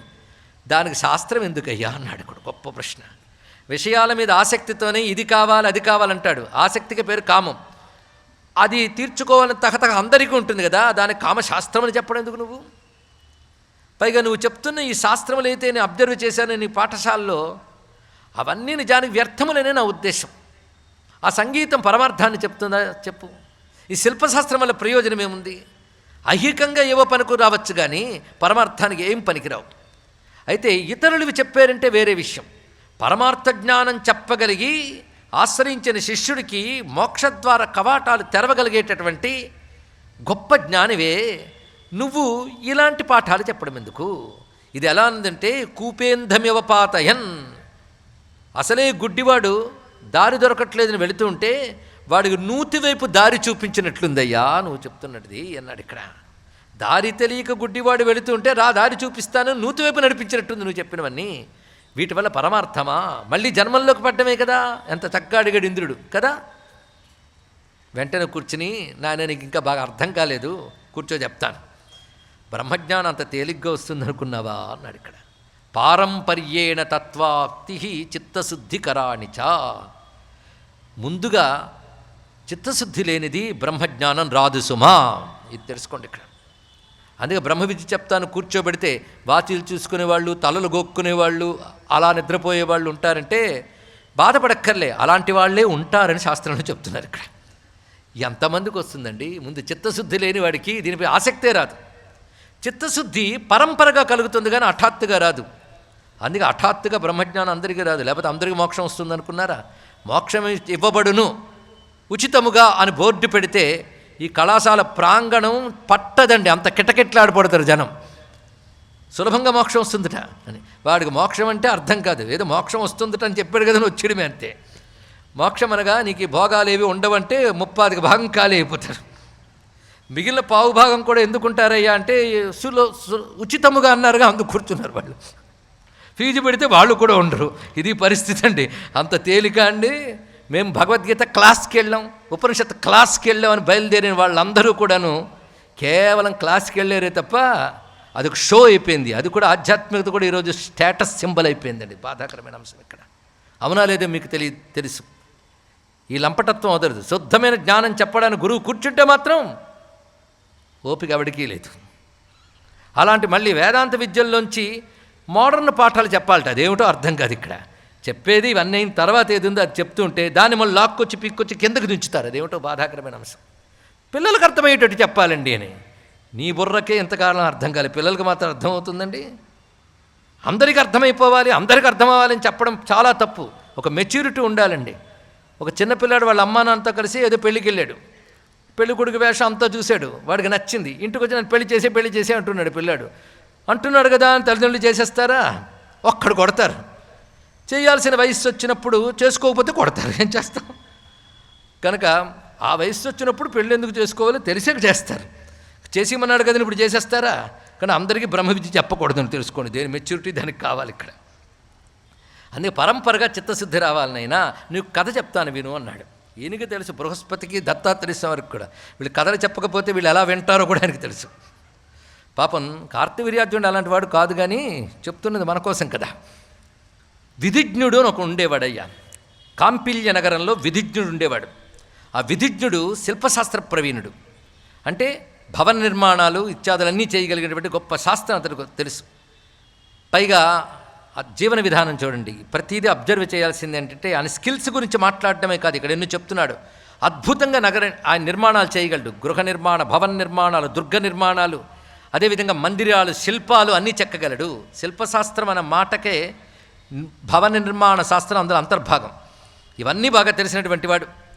అయితే ఆయన పాపులారిటీ ఎంతంటే అన్ని దేశాల్లో ఆయన ఖ్యాతి వ్యాపించిపోయింది. ఎందుకంటే ఒక రంగంలో ఎందరో ఉన్నప్పటికీ కొందరు గొప్పగా రాణించి కీర్తి పొందుతారు. ఆయన పేరు అలాగా వ్యాపించిపోయి ప్రతి వాళ్ళు సర్వే తమేవ వాంఛంతి. అందరూ ఏదైనా బిల్డింగ్ కన్స్ట్రక్ట్ చేయాలన్నా, పెద్ద పెద్ద భవనాలు కావాలన్నా ఆయన్నే పిలుస్తారట. అందరూ పిలవడంతో ఆయన ప్రతివారి కోరిక తీర్చుతూ తన దగ్గర కొందరు సహాయకులను పెట్టుకుని చక్కగా భవన నిర్మాణం అంతా చేస్తున్నాడు. బోల్డ్ అంత సంపాదించాడు, కీర్తి సంపాదించాడు, ధనము సంపాదించాడు, సంఘంలో గౌరవాన్ని సంపాదించాడు. అంతకు మించినటువంటి నిర్మాణ శాస్త్రవేత్త లేడు అని పేరు కూడా పొందాడు. అయితే ఇవన్నీ చేస్తున్నప్పుడు తనకి శాస్త్రం ఏది విధ్యుక్తంగా చెప్పిందో ధర్మాలేవి మానలేదు ఆయన. దేవ ఋషి పితృయజ్ఞములు మానకుండా చేస్తున్నాడు, పంచయజ్ఞములు చేస్తున్నాడు. ఆ మాట చెప్తున్నాడు చూడండి, అది మరువద్దు. ఆ పైది జాగ్రత్తగా వింటా కానీ రెండవది వినట్లేదు. అతడు ఎప్పుడూ కూడాను అనాచారం అనేది చెయ్యలేదు. అనాచారం అంటే అర్థం ఏంటంటే శాస్త్రం చెప్పింది చెయ్యకపోవడం అనాచారం, కూడదు చేయడం దురాచారం. ఇతడికి దురాచారం లేదు, అనాచారం లేదు, ఎప్పుడు సదాచారం ఉంది. సదాచారంతో ఆయన చేస్తున్నాడు ఏంటంటే కుశల స్వధికం దానం శ్రాద్ధం దేవార్చనం తథా. ఆయన దానము, పితృదేవతలను ఉద్దేశించి శ్రాద్ధాదులు, దేవతార్చనలు, అతిథి అభ్యాగతి సేవ ఇత్యాది క్రతువులు చేస్తున్నాడు. ఎంత ధనం సంపాదించాడో, ఎంత గౌరవాన్ని సంపాదించాడో దానికి తగ్గ ధార్మికత కూడా అతని దగ్గర ఉన్నది. అందుకే ధనాల్లో గొప్పవాడైనప్పటికీ కూడా ధర్మం చేతి విధంగా ఉంటూ తేన శాస్త్ర విధానేనా, ఈ మాటలు చాలా ముఖ్యం. శాస్త్ర విధానంతో జీవించాడు. మరణానంతరం అతను స్వర్గానికి చేరుకున్నాడు. ఆ స్వర్గానికి చేరుకున్నవాడే బహుకాలం స్వర్గలోక భోగాలు అనుభవించి తర్వాతి జన్మలో ధర్మతత్పరుడైన రాజుగా పుట్టాడు. అది గొప్ప విషయం అండి. ఇక్కడ రాజాసి ధర్మతత్పర, శ్లోకాల్లో పట్టుకోవాల్సింది ఆ కీలకమైన పదం అండి. ధర్మతత్పరుడైన రాజు అయ్యాడు. అప్పుడు కూడా ఆయన ధర్మబద్ధంగా ప్రజాపాలన చేయడం కాకుండా యజ్ఞము, దానము ఇవి చేసి హరికి ప్రీతిగా చేశాడు. హరిప్రీతిగా యజ్ఞదానాది క్రతువులు చేశాడు. భగవత్ పూజను వేరే ఉండదు. చేసే ప్రతి పని భగవదర్పణ బుద్ధితో చేస్తే అదే భగవత్ పూజ, మరొకటి కాదు. ఇక్కడ కానీ భగవత్ స్పృహతో, భగవదర్పణ బుద్ధితో యజ్ఞదానాది విధులు శాస్త్రం తనకు ఏది విధించిందో దాన్ని చక్కగా పాటించి రాజ్యపాలన చేసి మరణించాడు. మళ్ళీ స్వర్గాది భోగములు అనుభవించి తర్వాతి జన్మలో సర్వశాస్త్రార్థవేత్తగా పుట్టి గొప్ప జ్ఞాని అయి నిరంతర వేదాంత అధ్యయనపరుడై సద్గురువుని ఆశ్రయించి తాను చేయవలసిన సత్కర్మలన్నీ చేసి వాటిని కూడా పద్ధతి ప్రకారం సన్యసించి నిరంతర వేదాంత విచారణ చేత జీవన్ముక్తుడయ్యాడయ్యా అన్నాడు. బ్రతుకుండగానే ముక్తి పొందడం జీవన్ముక్త అవస్థ. అంటే వాడు ముక్త స్థితికి చేరిపోయాడు, కానీ ప్రారంధం చేత శరీరం ఉందంతే. ఇలాంటి వాళ్ళు జీవన్ముక్తులు. ఒక సుఖయోగింద్రుడు, ఒక శంకర భగవత్పాల వారు, ఒక రమణులు, చంద్రశేఖరేంద్ర సరస్వతి స్వామి వారు, వీళ్ళందరూ జీవన్ముక్తుల కోవలోకి వస్తారు. వాళ్ళ మన ముందు నడయాడుతున్నా వారు బ్రహ్మము, అంతా బ్రహ్మమనే దృష్టితో ఉంటారండి. అది మనకు అర్థం కాదు కూడా. అలాంటి జీవన్ముక్తి స్థితికి చేరుకున్నాడు ఎవడు? ఆ శిల్పాచార్యుడు. ఎన్నో జన్మలో, అక్కడి నుంచి లెక్క కడితే 3వ జన్మలో. అటు తర్వాత జీవన్ముక్తుడైన వాడు ప్రారబ్ధవశాత్తు శరీరం త్యజించాక విదేహ కైవల్యాన్ని పొందాడు. ఇక్కడ అతడు ఈ స్థితికి రావడానికి కారణం ఏంటి? ఆ జన్మలో తాను నేర్చుకున్న ఒక శాస్త్రం, శిల్పశాస్త్రం, దానితో పాటు చక్కని ధర్మం, ఈ రెండిటి చేత క్రమంగా ముక్తి పొందాడే లేదా? కానీ ఒక్కసారి హఠాత్తుగా వేదాంత జ్ఞానం రాదు నాయన అని చెప్పాడు. ఇక్కడ వేదాంత జ్ఞానం కలగాలంటే వెనక జన్మల్లో అటువంటి ధర్మాచరణ కలిగి ఉండాలి. సత్శాస్త్రములు లోకోపకారం వినియోగించగలగాలి. ఇప్పుడు చెప్పు, శాస్త్రాలు నేర్పడం తప్పంటావా? అందరూ వేదాంత విద్యకు అర్హత ఉండదు కనుక కొందరు ఈ శాస్త్రములు నేర్చుకోవాలి, దాని ప్రకారం చేయవలసిన మంచి పనులు చేయాలి. తద్వారా క్రమశః వాళ్ళకు వస్తుంది సుమా. మరొక్క మంచి విషయం చెప్తున్నాను విను అన్నాడు. విశాలాక్షుడు అనేటువంటి గొప్ప మహాత్ముడు ఉండేవాడు. ఇప్పుడు నువ్వు మాహిష్మతి పాలిస్తున్నావే, ఆ మాహిష్మతి నగరంలో ఒకప్పుడు నువ్వు కూడా పుట్టక ముందున్నాడు కదా నేను చెప్తున్నాను ఇక్కడ. అతడు గొప్ప శాస్త్రవేత్త, ధర్మాచార పరాయణుడు, కానీ కామశాస్త్రంలోని కళాశాస్త్రాల్లో గొప్ప ఉద్దండు. సంగీతంలో, నృత్యంలో, రకరకాల వాద్య విజ్ఞానంలో, స్త్రీ లక్షణములు తెలియడంలో, ఒక స్త్రీ ఏమిటి, లక్షణాలు ఎలా ఉంటాయి, ఇవన్నీ తెలిసినవాడు. అదొక పెద్ద శాస్త్రం అండి. ఆ శాస్త్రం చదవకుండా అదేదో పనికిమాలిన ఎడ్యుకేషన్ కింద మాట్లాడుతుంటారు. ఆ శాస్త్రాలు చదివితే వాటిపై గౌరవం కలుగుతుంది మనకు. ఒక వాత్సాయనుడు మొదలైన వారు ఏ విధంగా రచించారో తెలియాలి. అవన్నీ కూడా అతనికి తెలిసినవాడు. అటువంటి వాడిని ఒక రాజసుందరి చూసి వరించి అతడితో పాటు వివాహం చేసుకున్న తర్వాత వారి ఉభయులు కలిసి ఈ సంగీత సాహిత్యాది కళల్లో చక్కగా ఆరితేరి ఆనందంతో ఉండేవారు. ఈ శాస్త్రబద్ధంగా ఉండేవాడు. కానీ అదే సమయంలో కూడా శాస్త్రాచారపరాయణుడై ధర్మం అర్థంచ కామంచ యథాకాలం సమాచరేత్. గొప్ప మాట చెప్పాడండి ఇక్కడ. అర్థకామాలు వద్దనడం లేదు. నీ జీవితంలో నీ ధర్మానికి ఎంత అవసరమో అంత తీసుకోవాలి. ఎంత అర్థం, ఎంత కామం అనే ప్రశ్నకి సమాధానం ఎవరు చెప్పగలరు? ధర్మం చెప్పాలి. నీ ధర్మానికి తగ్గట్టుగానే ఎందుకింత సంపద ఇది తెలుసుకో. ఎందుకింత సంపద? ఇంకా పోగేయడానికి చచ్చే వరకునా? లేదండి మనవల కోసం. ఏం వాళ్ళ సంపాదన వాళ్ళని సంపాదించుకోనివ్వవా? అది కూడా నువ్వే పోగు చేయాలా? మరేమిటయ్యా అంటే నువ్వు ధర్మానికి ఎంత అవసరమో అంతే ధనం. చూసారా, ధర్మం దెబ్బతినేటంత ధనం సంపాదించరాదు. దాని నియమం ఉంది. అవసరాన్ని మించి పోగు చేసిన వాడు దొంగ అన్నాడు కృష్ణ పరమాత్మ. ఎంతకంటే కమ్యూనిజం, ఎంతకంటే సెక్యులరిజం ఇంకెవరు చెప్పగలరో చెప్పండి. ఇక్కడ వచ్చిందా పూర్వజన్మ ప్రారంధం బట్టి మంచి ధనం రావచ్చు, దాని ధర్మానికి వినియోగించు. నువ్వు భోగం పెంచుకోవడం కాదు. ఆ విధంగా జీవించేట్టయినా. కానీ ధర్మ అర్థ కామములు ఎప్పుడు ఏది అనుభవించాలో తెలియాలి. రామచంద్రమూర్తి చెప్తాడు ఇదే మాట రామాయణంలో. ఒక రోజుని ఎలా విభాగం చేసుకోవాలో చెప్తాడు. ధర్మానికి కొంతకాలం, అర్థ సంపాదనకు కొంతకాలం, విషయాలు అనుభవించడం. కామం అంటే విషయ భోగం అని అర్థం. ఏ విషయాన్ని అనుభవించడమైనా కామమే. విషయభోగానికి ఎంతకాలం, అర్థానికి ఎంతకాలం, ధర్మానికి ఎంతకాలం, ఇది తెలియాలండి. దీన్ని కాలజ్ఞత అంటారు ఇక్కడ. దీన్ని బట్టి ప్రయారిటీస్ తెలియాలి, అది చెప్పారు. అంతేగాని అన్ని విడిచిపెట్టమని చెప్పలేదు. దేనికెంత అనేది తెలియాలి. ఇలా డిసిప్లిన్గా ఎవడైతే ఉంటాడో వాడికి వివేక వైరాగ్యాలు వస్తాయి, వాడికి జ్ఞానం పొందే అర్హత వస్తుంది, వాడికి జ్ఞానం గ్రహించగలిగే చెప్పగలిగే గురువు దొరుకుతాడండి. ఇక్కడ తెలుసు డిసిప్లిన్ లైఫే, ఇంకోటి కాదు. ఏది విడిచిపెట్టక్కర్లే, ప్రయారిటీస్ తెలియాలి ఇక్కడ. అదే ధర్మం అర్థంచ కామంచ యథాకాలం సమాచరత్. ఒక్కొక్క వాక్యం చూడండి ఎంత గొప్పగా చెప్పాడు. అలాగే యజ్ఞదానాదికంచాపి చక్రే విత్తానుసారత. అప్పు చేసి యజ్ఞాలు చేయడం కాదు, తనకు లభించిన విత్తం ప్రకారం లోక ప్రయోజనం కోసం యజ్ఞదానాదికాలు చేస్తూ ఉన్నాడు. ఇలా చక్కగా జీవిస్తూ అటు గాంధర్వ వేదంలో, ఇటు కామశాస్త్రంలో, నాట్యశాస్త్రంలో ప్రవీణుడై ఆ విద్యలు నేర్పుతూ తత్ప్రకారంగా ధర్మబద్ధంగా తన పత్ని యందు తాను ఆనందంగా ఉంటూ చక్కగా జీవితాన్ని గడుపుతున్నాడు. ఇలా అయ్యాక ఆయన మరణానంతరం గంధర్వుడుగా పుట్టాడండి. ఇక్కడ ఈ పుణ్య విశేషం చేత ఉత్తమమైన జన్మ వచ్చింది. ఆ గంధర్వుడిగా పుట్టినప్పుడు ఇదివరకు ఏ భార్య యందు ప్రేమ కలిగి ఉన్నాడో ఆమె ఈ జన్మలు కూడా గంధర్వ కన్యగా పుట్టి ఈయన చేపట్టింది. ఆ దంపతులు నిరంతరం సంగీతము, నాదము వాటి గురించి చర్చ చేస్తూ, ఆ గానం చేస్తూ హిమోత్పర్వత ప్రాంతాలు దాటి ఆ కైలాస పర్వత శిఖరాల దగ్గరికి వెళ్ళి గానం చేస్తున్నట్ట. యోగం అంటే ఇదేనండి ఇక్కడ. అప్పుడు పరమేశ్వరుడు విన్నాడు వీళ్ళ గానాన్ని. వెంటనే నేను సంతోషించి ప్రసన్న ప్రాహ ధూర్జటి. ఆ శివుడు సంతోషించి చాలా బాగుందయ్యా నీ గానం. ఎందుకంటే సంగీతం అందరూ పాడతారు, కానీ నీ దగ్గర ఒకానొక మెలకు ఉంది. కొన్ని విద్యల్లో కొందరు మెరిసిపోతారండి. బోల్ట్ ఎంతమంది సంగీతకారులు ఉన్నా ఎక్కడో కోటుకొకడో ఇద్దరో అలా మెరిసిపోతుంటారు. వాళ్ళు అనగానే మనకి ఆహా అనిపిస్తుంది. అలా కొందరు ఒక విద్యలో మెరిసిపోతారు, అది పురాకృత సుకృతం. అలాంటి మెరుపు వచ్చినప్పుడు ఈ జన్మలో కూడా ధర్మబద్ధంగా భక్తిగా ఉండగలిగితే అతి త్వరలో ముక్తి వస్తుందండి. అప్పుడు మళ్ళీ వాటికి లోనై భోగాల వైపు తిరిగిపోయామా పతనమే. అప్పుడు మళ్ళీ ధనాశ కోసం విద్యల్ని చూపించామా పతనమే. ఇవన్నీ జాగ్రత్త పడాలి ఇక్కడ. ధనం వద్దని కాదు, ధర్మం. ధర్మం కొలబద్ద ప్రతిదానికి. అసలు ఈరోజు చెప్తున్న వృత్తాంతం ప్రతి పాఠశాలల్లో పాఠంగా చెప్తే జీవితంలో ప్రయారిటీస్ ఏంటో తెలుస్తాయి. నువ్వు ఎంత గొప్పవాడివైనా, ఎన్ని విద్యలు ఆరితేని వాడివైనా, ధర్మంతో ఉన్నప్పుడే ఉన్నత స్థితికి వెళ్ళగలవు అని గొప్ప పాఠం ప్రపంచానికి భారతీయ సంస్కృతి పురాణ ముఖంగా చెప్తున్న గొప్ప బోధ తెలుసుకోండి. పైగా వాళ్ళకి ఎంత గానం చేస్తూ కైలాస పర్వతం దగ్గరికి వెళ్ళడానికి బుద్ధి పుట్టడం ఏంటి, ఆ గానంతో శివుణ్ణి ఆరాధన చేయాలని బుద్ధి పుట్టడం ఏంటి. అందుకే సంగీతంతో శంభో మహాదేవ అని గానం చేయగానే శివుడు సంతోషించి చాలా బాగుంది మీ గానం, గంధర్వులు చేరలేని లోకం ఉంది, స్వర్గం. చూసారా, దేవతల్లో స్వర్గలోకానికి వెళ్ళడానికి కూడా వీళ్ళకి అర్హత లేదు. పైగా వెళ్తే విజిటింగ్కి వెళ్తారు అంతే, లేదా కచేరీ చేయడానికి వెళ్ళి వస్తారు, ఉండడానికి లేదు. నేను మీకు చెప్తున్నాను, మీరు స్వర్గానికి వెళ్ళి అక్కడ ఉండండి అన్నాడు. ఇక్కడ శివాజ్ఞ అయింది ఎప్పుడో ఇంద్రుడి దగ్గరుండి తీసుకెళ్ళేట. ఇంద్రుడు విన్నాడింది, విని నిన్ను నేను వదలనయ్యా, నా దగ్గర ఉండు, ఇంత గొప్పగానో నేను ఎక్కడ విన్నా అన్నాడు. అలా చాలా కాలం గడిచింది. ఎక్కడున్నాడు? స్వర్గలోకంలో. చూడండి, ఇతరు కిందకి దిగలేదు. కథల్లో భేదం ఉంది, ఒకేలాంటి కథ చెప్పట్లేదు, ఒకరి తర్వాత ఒకరి కథ చెప్పడంలో. స్వర్గలోకంలో ఉన్నాడు.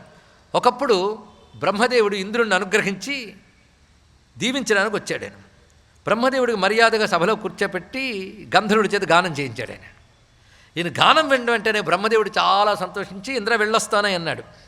తప్పకుండానండి, మీరేం చెప్తే చేస్తాను అనగానే నాకు ఒక కానుకిస్తావా అన్నాడు. ఏమిటంటే గంధర్వుడిని నాతో తీసుకెళ్ళిపోతానన్నాడు బ్రహ్మదేవుడు. సరే, బ్రహ్మదేవుడు అంత వాడు అడిగితే ఏం చేస్తాడు, పంపించాడు. బ్రహ్మలోకంలో గానం చేయించుకుంటున్నాడు. అందులో గాన విద్య నాదస్వరూపుని సరస్వతీ మాత అక్కడ ఉన్నది. సరస్వతీ సమేతుడిని బ్రహ్మదేవుడి గానం వింటూ ఆనందిస్తున్నాడు. ఇలా బహుకాలం బ్రహ్మలోకంలో ఉన్నాడు. కొంతకాలాన్ని బ్రహ్మదేవుడికి అనిపించింది, నాయన ఇది బ్రహ్మలోకం, కల్పాంత నా ఆయువులు ఉన్నాయి, 100 కల్పాలు అయిన తర్వాత నేను వెళ్ళిపోతా, నేను పరబ్రహ్మలో లీనమైపోతాను, అప్పుడు ఇదంతా లోకం కూడా లీనమైపోతుంది. నువ్వు కూడా మళ్ళీ పుట్టకుండా ఉండడానికి కావలసిన బ్రహ్మజ్ఞానం చెప్తున్నాను కూర్చో అని ఆ బ్రహ్మలోకంలో బ్రహ్మదేవుడు సచ్చిద్రూపమైన ఆత్మవస్తువు గురించి బోధిస్తూ అది నువ్వు అనేటువంటి బ్రహ్మజ్ఞానాన్ని, బ్రహ్మ విద్యని బ్రహ్మదేవుడు బోధించాడండి. అంటే బ్రహ్మ విద్య చెప్పినంత తేలిక కాదు, సాక్షాత్ బ్రహ్మదేవుడు బోధించాడు. ఎందుకంటే ఎన్నో పుణ్యాలు చేసిన వాళ్ళు క్రమముక్తి క్రమంలో బ్రహ్మలోకానికి చేరతాడు. అక్కడ బ్రహ్మదేవుడు వారికి బ్రహ్మజ్ఞానాన్ని బోధించాక బ్రహ్మ ఆయువు తీరిన తర్వాత వారు బ్రహ్మతో పాటు పరమాత్మ లీనమై మరి పుట్టరు అని శాస్త్రం చెప్తుంది. ఇప్పుడు ఆ యోగం సిద్ధించింది ఎవడికి? గంధర్వుడికి. గంధర్వుడిక విశాలాక్షుడికి. వాడు ఇక్కడికి వచ్చాడు. కానీ విశాలాక్షుడు ఆ జన్మలో కామశాస్త్రాది శాస్త్రాల్లో పండితుడై ఆ గంధర్వ విద్యా వాసన వల్ల తర్వాత జన్మలో గంధర్వుడై అక్కడి నుంచి మరి భూమి కిందకి రాకుండా స్వర్గానికి వెళ్ళి, స్వర్గం నుంచి బ్రహ్మలోకానికి వెళ్ళి, బ్రహ్మలోకం నుంచి మోక్షం పొందిపెడిచాడు. మోక్షానికి కావాల్సిన బ్రహ్మ విద్య వచ్చింది. ఇప్పుడు చెప్పు, కామశాస్త్రం వ్యర్థమా? గంధర్వ విద్య వ్యర్థమా చెప్పు? ఒక్కొక్క పాఠం చూడండి, ఎన్ని వృత్తాంతాలు చెప్తున్నారో. ఎవరి కథలు చెప్తున్నారు? బృహస్పతి దత్తాత్రేయులు వారు కార్తవీర్య అర్జునుడు చెప్తున్నాడు, బృహస్పతి చెప్పాడని. మర్చిపోవద్దు. ఇంకా నేను బృహస్పతి అన్నారు, మీరు అని అనలేదు. పరంపర మర్చిపోవద్దు. ఇక్కడ దత్తాత్రేయులు వారు చెప్తున్నారండి, ఒక కథ కంటే ఒక కథకు వచ్చేటప్పటికల్లా బోధ కనబడుతుంది, తర్వాత కథల్లో మహిమ కనబడుతుంది. ఆ కథ వింటే ఒక మహిమ ఉంది. ఎందుకంటే తర్వాత కథల్లో చెప్తున్న దత్తాత్రేయుడే పాత్ర. తన భక్తుని ఎలా అనుగ్రహిస్తున్నాడో చెప్తున్నాడు. నాయన, వేదశర్మ అని ఒక విప్రుడు ఉండేవాడు విశాల అనే నగరంలో. ఆయనకు సుశీలుడు అనే కొడుకున్నాడు. చిత్రం ఏంటంటే, కొడుకు కొంతకాలం పెరిగిన తర్వాత చిత్రమైన ప్రవర్తన చేస్తున్నాడు అతను. ఒక్కొక్కడు బేరుమని ఏడుస్తాడు అతను, పిచ్చి పిచ్చిగా అరుస్తాడు, అందరిని కొడతాడు. ఎటువంటి వేదవేత్త, ఎటువంటి శాస్త్రవేత్త, యాజ్ఞికుడు, మహాత్ముడు, ఆయన యొక్క పుత్రుడు విద్యాగంధం వంట పట్టక పిచ్చివాళ్ళ ప్రవర్తిస్తున్నాడు. ఆ క్షోభ మిగిలిపోయింది ఆ దంపతులకి. ఏ విధంగా దీని నుంచి బయటపడాలా అని బాధపడుతున్నాడు. రకరకాల చికిత్సలు చేస్తున్నారు, ఔషధ విజ్ఞానం అంతా ఉపయోగిస్తున్నారు. ఏమీ లాభం లేకపోయింది. ఎందుకంటే ఆ రోజుల్లో మణిమంత్ర ఔషధాలన్నీ ప్రయోగిస్తున్నప్పటికీ కూడా అతడు బాగుపడలేదు. అయితే ఇతడు ఈ దుఃఖంలో పడి నిత్యకర్మలు మానేయలేదండి. కొంతమందికి ఇంట్లో కొడుకు ఒంట్లో బాగాలేకపోతే ఎన్నాళ్ళు చేసిన పూజలు ఏమయ్యాయని పూజలు మానేస్తారు. ఇది దీనికి సిద్ధం. అందుకే విడిచిపెట్టడానికి అద్భుతంగా దొరికింది ఏంటయ్యా అంటే అనుష్ఠానం. మిగిలినవన్నీ చక్కగా సాగుతాయి. కానీ మహానుభావుడు ఇంత దుఃఖంలో కూడా తన నిత్యకర్మలు ఏమి మానలేదు. నిత్యకర్మల్లో సంధ్యోపాసన, అదేవిధంగా నిత్యాగ్నిహోత్రము, దేవతార్చనం ఉంటాయి. అలాగే వైశ్వదేవమన క్రియ ఉంటుంది. వైశ్వదేవ క్రియ కూడా చేసిన తర్వాత అప్పుడు భోజనం చేయాలి. భోజనం చేసినప్పుడు అతిథితో భోజనం చేయండి. ఇది భారతీయ సంస్కృతి. అతిథి అభ్యాదుల కోసం ఎదురు చూసేవారటండి. ఇప్పుడు ఎవడైనా మనకు ఫోన్ చేసి మీ ఇంటికి వద్దాం అనుకుంటున్నానంటే అప్పుడే ఊరెళ్తున్నానండి అంటాడు. వాడికి ప్రోగ్రామ్ ఉండదు నిజానికి. అప్పుడు ఎదురు చూసి మరీ భోజనం పెట్టేవాళ్ళట. కదాచిత్ వైశ్వదేవాంతే ప్రతీక్షన్ అతిథి ప్రియ. అతిథి ప్రియుడైన అతడు ప్రతీక్షను ఎదురు చూస్తున్నాడు అతిథి కోసం. అలా చూస్తుంటే ఒక ఆయన కనబడ్డట. ఎలా ఉన్నాడంటే ఒళ్ళంతా బూడిద. ఆ బూడిదంటే భస్మధారణ కాదండి, ధూళి ధూసరితాంగుడి ఉన్నాడు. మలినం మలవాససం, మలినమైన వస్త్రాన్ని ధరించున్నాడు. ఒంటి మీద ఈగలు జుమ్మును ముసురుతున్నాయట. దుర్గంధం వస్తుంది ఆయన శరీరం నుంచి. అలాంటి భిక్షుకుడు ఎదురుగా కనబడ్డాడు. అతిథి కనబడ్డాడని పిలవాలా? చూడ్డానికి ఎలా ఉన్నాడు. కానీ ఆ సమయంలో ఎవడు కనబడ్డాడు వాడు భగవత్ స్వరూపుడే. కానీ అతిథిని పిలవాలి. కానీ ఆయన చూడగానే అనిపించిందిట, తాను ఇన్నాళ్ళు కొలుచుకున్నటువంటి దత్తాత్రేయ స్వామి వారా ఈయన అనిపించిందండి. ఇక్కడ దత్తాత్రేయ కిమాయాత తర్హి ధన్యతరోస్మ్యహం, అలాగైతే నేను ధన్యుణ్ణే అనిపించింది. వెంటనే దత్తాత్రేయుడు అని పిలవబోతే ఆయన అల్లరగా చూసి వెళ్ళిపోతున్నట్టు. వెళ్ళిపోతుంటే ఆయన వెంటబడ్డాడు. ఈయన ఇక్కడ వెంటబెడుతూ ఉంటే ఆయన ఆగి దొరుకుతున్న చిల్ల పెంకులు రాళ్ళు తీసి కొడుతున్నాడు. దాన్ని కొడుతూ ఉన్నా సరే గురుగారు అంటే ఆయన వెంట వెళ్తున్నాడండి. అలా వెళుతూ ఉంటే అక్కడ గాడిద చచ్చిపడింది. దాని మాంసం కోసి దొన్నులో పెట్టి తీసుకురా అన్నట్టు. సాధారణంగా పన్ననగానే జుగుప్సని వెనక్కి వెళ్ళిపోతారు కదా. కానీ అతడు దత్తాత్రేయుడైన భావం కలిగి ఉండడం చేత గాడిద మాంసం కూడా కోసి దొన్నులో పట్టుకుని వెంటకు వెళ్ళాడు. అక్కడికి మద్యం చూపించాడు, తీసుకురా అని. అది పట్టుకుని వెళ్తున్నాడు. ఈయన ఇంకా వెళుతూ వెళుతూ తిన్నగా గుహలోకి దూరాడు. దూరగానే ఈయన అక్కడే కూర్చున్నాడండి. స్వామి స్వీకరించని మళ్ళీ రాళ్లతో కొడుతున్నాడు. కొడుతున్నా సరే వదలలేదు. స్వామి నన్ను అనుగ్రహించు అనగానే, ఎందుకురా నా వెంట పడతావు, పనికిరాని వాడి వెంట అన్నాడు. స్వామి మీకంటే యోగ్యులు ఎవరున్నారు స్వామి అని పాదాల మీద పడితే అప్పుడు తన అసలు స్వరూపాన్ని దత్తాత్రేయ స్వామి చూపించారు. ఇక్కడ ఆశ్చర్యకరంగా గాడిద మాంసం మందార పుష్పంగా మారిపోయిందండి. ఇక్కడ ఆయన ప్రశాంతంగా కూర్చుని, నీ కష్టం ఏంటో నాకు తెలిసింది, నీకు 7 మంత్రాలు చెప్తున్నాను చూడు. ఈ 7 మంత్రాలు వెళ్ళి నీ కొడుకు చెవిలో చెప్పు. నీ కొడుక్కి 7 బ్రహ్మరాక్షసులు పట్టుకుని ఉన్నారు. అది ఎందుకంటే దురాచారాల వల్ల పిశాచగ్రస్తమవుతుంది దేహం. అందుకే పిచ్చి పిచ్చి ఆలోచనలు, పిచ్చి పిచ్చి ప్రవర్తనలు, ఏవో తెలియని బాధలు కలగడానికి కారణం ఇటువంటివి కూడా ఉంటాయి. దుష్ట ఆవేశముల వల్ల, ఒక్కొక్కడు ప్రారబ్ధ బలం వల్ల కూడా దుష్టావేశాలు వస్తాయి. నీ కొడుక్కి 7 బ్రహ్మరాక్షులు పట్టున్నారు. నేను నీకు 7 బీజ మంత్రం ఉపదేశించాను. నువ్వు ఊరికినే వెళ్ళి చెవిలో చెప్పడం కాదు, జపం చేయాలి ఒక్కొక్కటికి. దానికి ఇంత పరిమిత సంఖ్య ఉంది. ఆ జపం చేసి ఆ చెవిలో చెప్పు, అప్పుడు ఒక్కొక్కటి విడుతూ ఉంటుంది. ఈ విధంగా ఉపదేశించాడు. చెప్పిన ప్రకారంగా ఆ మంత్రమని దీన్ని జపం చేసి చెప్పగానే ఆశ్చర్యకరంగా అతడు బ్రహ్మరాక్షస బాధ నుంచి బయటపడి శుద్ధుడై శాస్త్రములు నేర్చుకుని బ్రహ్మవిద్యా సంపన్నుడు ముక్తి పొందాడు. ఈ కథ ఎందుకు చెప్పానంటే, అది మంత్రశాస్త్రం, బ్రహ్మ విద్యాశాస్త్రం కాదు. కానీ దాని ప్రయోజనం కూడా దానికి ఉన్నది కదా. ఒక వైద్యశాస్త్రం, దాని ప్రయోజనం దానికి ఉన్నది. అది ఆరోగ్యాన్ని ఇస్తుంది. తద్వారా నువ్వు ఆరోగ్యంగా శాస్త్రం అధ్యయనం చేయొచ్చు. కనుక వాడు వాటి నుంచి బయటపడ్డాక శాస్త్రం నేర్చుకున్నాడా లేదా? కనుక నేరుగా కాకపోయినా క్రమంగా ఈ శాస్త్రం సహకరించిందా లేదా? కనుక పరమాత్మ నుంచి వచ్చినవే సర్వశాస్త్రమని చెప్పడం ఉద్దేశం ఏంటంటే, అధికార భేదాన్ని అనుసరించి ఒక్కొక్కరిని ఒక్కొక్క శాస్త్రం ఒక్కొక్క విధంగా సంస్కరిస్తుంది సుమా. అవిద్యా వృత్తయో బాహ్యా ననశ్యంతి వినాక్రమం. బాహ్యమైనవి అవిద్యా వ్యాపారము. అవిద్యా వ్యాపారం అంటే ఆత్మజ్ఞానం లేని వాడి పనులు బాహ్య ప్రపంచంతోనే ఉంటాయి. కానీ బాహ్య ప్రపంచంతో కూడిన అవిద్యా వ్యాపారములు క్రమంగా పోవాలి తప్ప ఒక్కసారి పోవు.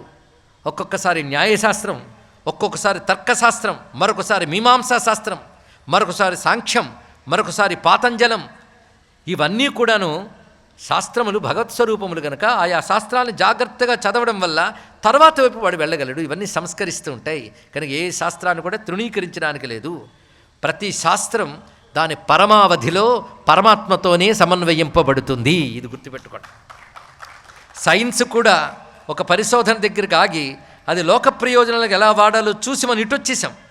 ఆ సైన్స్నే పట్టుకుని ఇంకా పరిశోధిస్తూ వెళితే ఆ సైన్స్ కూడా ఈ బ్రహ్మము నుంచి వచ్చిందో ఆ బ్రహ్మము తప్పకుండా తెలియబడతాడు. అది తెలుసుకోవాలి. ఇక్కడ సర్వశాస్త్రములకు కడసీమ పరమార్థం పరమాత్మయే. ఆ శాస్త్రం ఇంకా ప్రశ్నిస్తూ వెళితే అదే చూపిస్తుంది. ఈ అద్భుతమైన మాట, ఈ ప్రశ్న, ఈ సమాధానం, ఈ కథ ప్రపంచ మేధావులందరూ తెలుసుకోవాలండి. ఇక్కడ సర్వశాస్త్రములు యొక్క సారం ఎటు సమన్వయింపబడుతుందో చెప్తున్నాడు. అది ఏ శాస్త్రాన్ని తృణీకరించకుండా, ఏ పనిని నిరాకరించకుండా, అవన్నీ ధర్మబద్ధంగా నువ్వు చేసినట్లయితే క్రమంగా నువ్వు తప్పకుండా పొందగలవు అనే విషయాన్ని చెప్తున్నాయి. అది ఏ శాస్త్రం తృణీకరించరాదు సుమా. ఇది తెలుసుకోవాల్సిన విషయం. ఈ విధంగా శాస్త్రాన్ని యథాక్రమం మోక్షమార్గ ప్రదానీతి. యథాక్రమం, క్రమముగా ఇస్తాయి సుమా. మరొక్క కథ చెప్తున్నాను విను అన్నాడు. ఇక్కడికే మన దత్తుని మహిమ చూసాం. తర్వాత కథలో దత్త మహిమ మరింత గొప్ప విశేషంగా చూపిస్తున్నారు. సహ్యాద్రి తటభూదేశే, ఈ సహ్యాద్రి పర్వతాల్లో ఒకప్పుడు, అంటే దత్తావతారం ఎప్పటిది, నిన్న మొన్నటిది కాదు. మీరు టైమింగులు నిర్ణయించలేరు. కార్తవీర్యార్జునుడు వచ్చేటప్పటికే ఇంకా ఎంతో జరిగింది సృష్టి. ఎప్పటిదో, ఏ కల్పాలదో. అంతేకాదు ఈ మహానుభావుడు ఇప్పటివాడా, ఏ కల్పంలో దత్తుడు వచ్చాడో మనం చెప్పలేం. చెప్పాలంటే ప్రథమ మన్వంతరాదుల్లోనే, ప్రథమ కల్పాల్లో వచ్చాడనే మనం చెప్పాలి. ఎందుకంటే స్వారోచిష మనువు కాలంలోనే సప్తర్షి మండలంలో దత్తాత్రేయుడు ఒకడు. ఇప్పుడున్న సప్తర్షుల పేర్లు వేరు, ఈ మన్వంతరంలో సప్తర్షులు వేరు. మన్వంతరానికి సప్తర్షులు మారుతూ ఉంటారు. ఏ మన్వంతరంలో ఎవరు సప్తర్షులో కూడా మొత్తం రాసి పెట్టబడి ఉందండి పురాణాల్లో. ఇప్పుడు వశిష్ఠుడు, జమనగ్ని, విశ్వామిత్రుడు, అత్రి చెప్తున్నాం మనం. అప్పుడున్న మహర్షుల్లో దత్తాత్రేయ స్వామి వారు ఒకరు. ఎప్పుడు స్వారోచిష మన్వంతరంలో, రెండవ మన్వంతరం అది. ఇక్కడ స్వయంభూ మన్వంతరం తర్వాత వచ్చినది. అప్పుడు దత్తాత్రేయుడు మహర్షి అంటే ఎప్పటివాడు చూడండి, సప్తర్షుల్లో ఒకడైన. అప్పుడు ఆ పదవి కొంతకాలం ఉన్నాడు. కానీ ఆయన ఎప్పుడు బ్రహ్మవేత్తగా నిత్యావతారం, శాశ్వతావతారం అని చెప్పుకున్నాం కదా. దీన్ని బట్టి ఈ కథలు ఎప్పటివో. ఒకప్పుడు ఈ సహ్యాద్రి ప్రాంతంలో మాతాపురం అని ఒక పురం ఉంది. అక్కడ విష్ణుదత్తుడు అనే మహానుభావుడు ఉన్నాడు. ఆయన భార్య పేరు సుశీల. ఇతడు నిత్యము ధర్మాచరణ, తన సత్కర్మలు ఆచరించుట, విద్య నేర్పుట ఇత్యాదులను చేస్తూ ఉండేవాడు. అయితే నిత్యకర్మల్లో భూతబలి అని ఒకటి ఉంటుందండి. ఇప్పుడు ఎవడికి తెలియదు ఇవి. అంటే వైశ్వదేవం చేసిన తర్వాత భూతతృప్తికి కొంత అన్నాన్ని విడిచిపెడతారు. ఇవన్నీ రహస్యం. ఎందుకంటే మన కంటికి కనబడిని ఎన్నో శక్తులు ఉంటాయి. అవి కూడా తృప్తి చెందాలి అని గొప్ప దృష్టి మన ఋషులు చూపించారు. అవి కూడా ఈ భూమండలంలోనే ఉన్నాయి. అవి తృప్తి పడాలి. చూసారా, కనబడేవే కాకుండా కనబడనివి కూడా తృప్తి పడాలి అనుకునేవాడే నిజమైన గృహస్థు అని చెప్తున్నారు. ఇక్కడ భూతబలి పెడతారండి. ఇక్కడ ఇప్పటికీ కొన్ని ఉపాసనలు చేసిన తర్వాత కూడా భూతబలి పెడతారు. నిత్యం భూతబలి పెట్టడం సత్సంప్రదాయం. భూతబలి వల్ల మన కంటికి కనబడిన కొన్ని శక్తులు శాంతిస్తాయి. దానివల్ల మనకు క్షేమం కలుగుతుంది. ఇది ఒక ఆశ్చర్యకరమైన అంశం. అలాగే ఇతడు రోజు ఒక భూతబలి పెట్టేవాడు, నిత్యం భూతబలి పెట్టేవాడు బయట. ఈ భూతబలి పెట్టినప్పుడు మన కంటికి కనబడనివి కొన్ని తృప్తి పడతాయండి. చాలా కాలం క్రితం జరిగిన ఒక సంఘటన, చాలా కాలం అంటే కొన్ని దశాబ్దాల క్రితం. ఒక పెద్ద ఉపాసకుడు ఉండేవాడు. ఆయన అమ్మవారి ఆరాధన అయిన తర్వాత అన్నం ప్రసాదం నైవేద్యంలో తీసి భూతబలి బయట పెట్టేవాడు. అలా పెడుతున్నప్పుడు ఆకతాయి కుర్రాళ్ళు అక్కడ కూర్చుని వెకిలి నవ్వులు నవ్వేవారు. ఈయన కుక్కలకి భోజనం పెడుతున్నాడు, ఇది పెడుతున్నాడు అని చాదస్తులని ఇప్పటికీ వెక్కిరించే వాళ్ళు ఉంటారులేండి. ఒకరోజు మాత్రం ఈయన ఆగి, అవి ఎవరు తింటున్నాయో చూపిస్తాను నేను, చూస్తావా అని అన్నాడండి. ఇక్కడ వాళ్ళు క్వశ్చన్ ముఖం వేసుకు చూశారు. తన కమండలంలో నీళ్ళు ఇలా వేసి వాళ్ళ కళ్ళ మీద కొట్టాడు ఆయన. అప్పుడు వాళ్ళ కళ్ళకి సూక్ష్మదర్శన శక్తి వచ్చింది. ఆ ఒక్క అన్నపు ముద్ద దగ్గర అనేక రకాల భూతములు అవి చూసి తృప్తి పడుతున్నాయండి ఇక్కడ. అంటే ఈ కంటితో నువ్వు చూడలేకపోయినా వాళ్ళు ఉంటారు, ఇది తెలుసుకోవాల్సినది. ఎప్పటికీ సత్యమని చెప్పడానికి ఇటీవల ఒక ఉపాసకుడు జీవితంలో జరిగిన వృత్తాంతం మీకు ఇప్పుడు చెప్పడం జరిగినది. మొత్తానికి ఇవన్నీ ఉంటాయి.